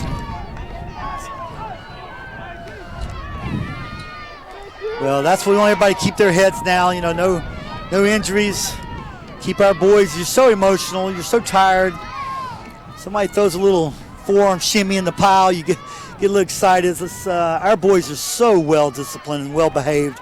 They're a class act all the way. I'm so proud of them. Hatch gets the snap. There's what we get from Jackson. There we go. And that's going to give a good bounce. And a solid hit by number 17 for Salisbury. Look at that. Inside the 8-yard line. There's what we've been looking for today. We finally got it. Keon Giles laid the hit. I believe that was a number 8 or number 18. That's Caden Knight for SVU. He got that. Tell you what, plays like that where you get hit, those can be kind of fun. You can be like, okay, yeah, I got hit pretty good. I got hit really nice. That was a good hit. Nobody can question Caden's toughness. He's taking licks everywhere today and got right back up. Exactly. Hopped right back up. Now you like to imagine that Salisbury probably won't be very aggressive here in this last possession with just under 2 minutes left to play. They're going to do what they do. They're going to just grind that ball right up the middle, I think. Right. And again, if you're just joining us, this is Dawson Weidrich along with James Epps here at Knights Stadium. It's been a tough game for the Knights. As again, Salisbury lines up with number 12 at quarterback. That's Frank Pupich, or Junior. Sorry, not the second, Junior. Got him. A good tackle line of scrimmage by SVU's defense. Number 8 looks like got in on the play. That is Simi Moola. Way to go, Simi. Again, he played a lot of fullback, running back last year. He switched to defense. He's got all the talent in the world, but he has been learning the defensive side of the ball this year, and he's been better and better. With now about a minute and 20 seconds left.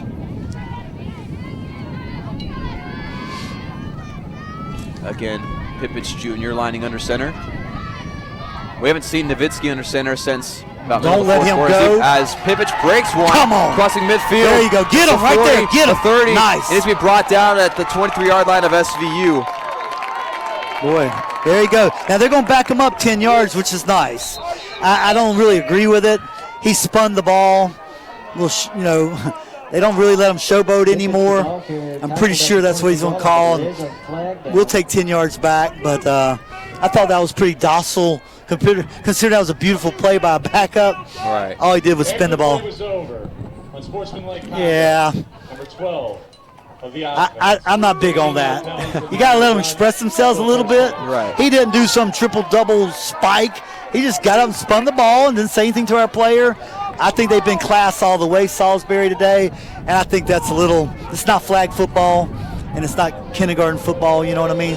Right. So, great run. I'm proud of them. I don't think it's a big deal. But they back them up. And now they'll line up at SVU's 37-yard line here.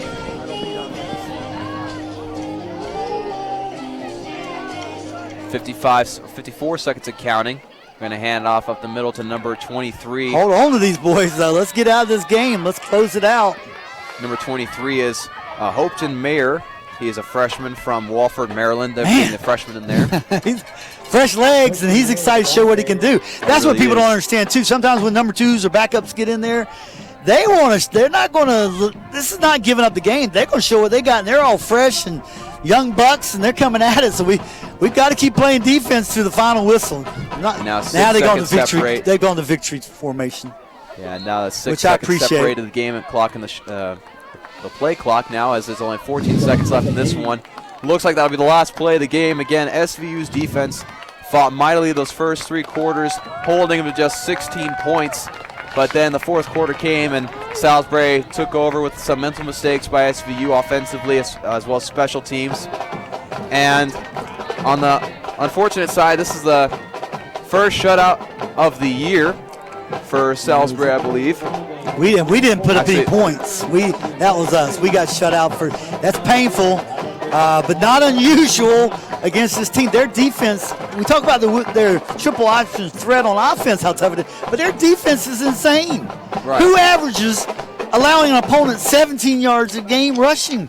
I've never heard that in my life. I never heard that either. I mean, that'd be a great game stat. Golly. Sure, but so season stat. We will have blown through that by 4 times that, but we just couldn't take advantage of a couple of those key turnovers in the first half. And I misspoke That's when we earlier. Had to jump on them. Right, and I misspoke earlier. That was SVU's first time being shut out this year. That's our first time being shut out. And again, if you're Coach Mulitalo, you have to be proud of the way your team fought until the very end. And again, you're looking to make some adjustments on offense. Again, having to switch things up, putting Zach Polson in there at quarterback after Tate Briggs was out with a shoulder injury, it looks like. And he sat out the rest of the game. And well, let's take a moment and give a top defensive player of the game. And we're making them the top all-around game. We got a runner-up, by the way. Lika came in with 6 solo tackles, 8 assists, 1 tackle for loss. But Neil Davis had to have had the game of his life. 11 solos, 8 assists for 19 total tackles. That speaks to what we talked about. Our defense was on the field way too long. Right. It speaks to the fact that they were getting to the second tier of running a little too often, but it speaks mostly to an absolute fantastic, I don't have the superlatives to go over, but Neil played one of the best games I've ever seen from his position, but 19 tackles alone, 11 solo. Those are open field tackles. Unless you play the game, you cannot understand how challenging that is, much less on a triple option threat. The triple threat, he's out there by himself. He's an island all by himself, which means he has to stay true to his lane, he has to break down, and he has to tackle by himself for the most part. And I want Neil to know, I hope he hears this broadcast, how proud we are of him. But without question, he's the player of the game for SVU today. And again, a tough loss for SVU to number 25 Salisbury, who played a heck of a game despite being limited early on, surprisingly, at least for them. They probably came into this game expecting to be up more at the end of the game than they were, and so SVU came and punched them in the mouth defensively. Yeah, kind of like Wesley at half. I guarantee in their, quote, locker room, which was a tent today, I'm sorry to say, their locker room, I am certain that halftime was quite a surprise to them, which is great. That means we're progressing. I got to throw one little anecdote in here that we had that I cannot verify exactly the words, but when we had Wesley here, their head coach was talking to Coach Ed, and we're saying, hey, when you move to the ODAC conference, maybe we'd love to set up a couple more games with you here in the future. After the game, he said he might rethink that, and that might not be the case. That's how much we've improved, and that's how much Wesley's head coach thought, we don't need an out-of-conference game with a team that might come up and beat us. Right. And he was rethinking that. That's how impressed he was. And that's share that with our fans and our families at home. Take pride in that. This is not just, we're not blowing smoke up, we're just not blowing smoke to make our guys feel better. I am telling you, some of the best teams in the country, their head coaches are highly impressed with our defense, and they know offense will come for us, and we're going to be a force to be reckoned with, and they're probably not going to want to schedule us out of conference here in the years to come. Absolutely, a very tough team, very competitive team, this SVU Knights team. And that makes it so that Salisbury moves on to be 7-0 on the sezen, makes SVU 2-5. And so Salisbury will most likely remain the number 1 team in the conference. SVU still around that number 7 spot. They're going to be tied with Frostburg because, like I said, Frostburg beat Wesley in overtime last. But those are the top 3 class of the conference, and we're giving them all a game. Yeah, we really have. We really put forth the best effort there. And the next game for SVU will be against number 4 Frostburg. We just talked about. Frostburg. At Frostburg. Coach Fitz, of course, was our coach for years and did a great job down here, helped us get to the D3 level. And so I love him. I think he's a neat guy, special man, special family. And he has turned that program into a national powerhouse in just a few short years.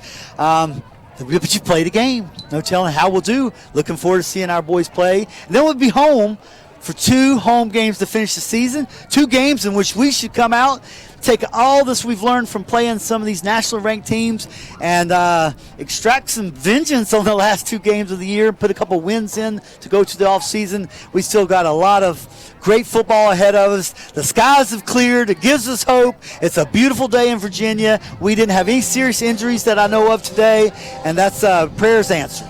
Absolutely. Again, you've been watching the Night Sports Network with us. I'm Dawson Widrick, with me James Epps. Another great game, and again, thank you so much for joining us. Have a great day, and don't forget to join us for our men's and women's soccer games later today. And remember, go Knights. Go Knights!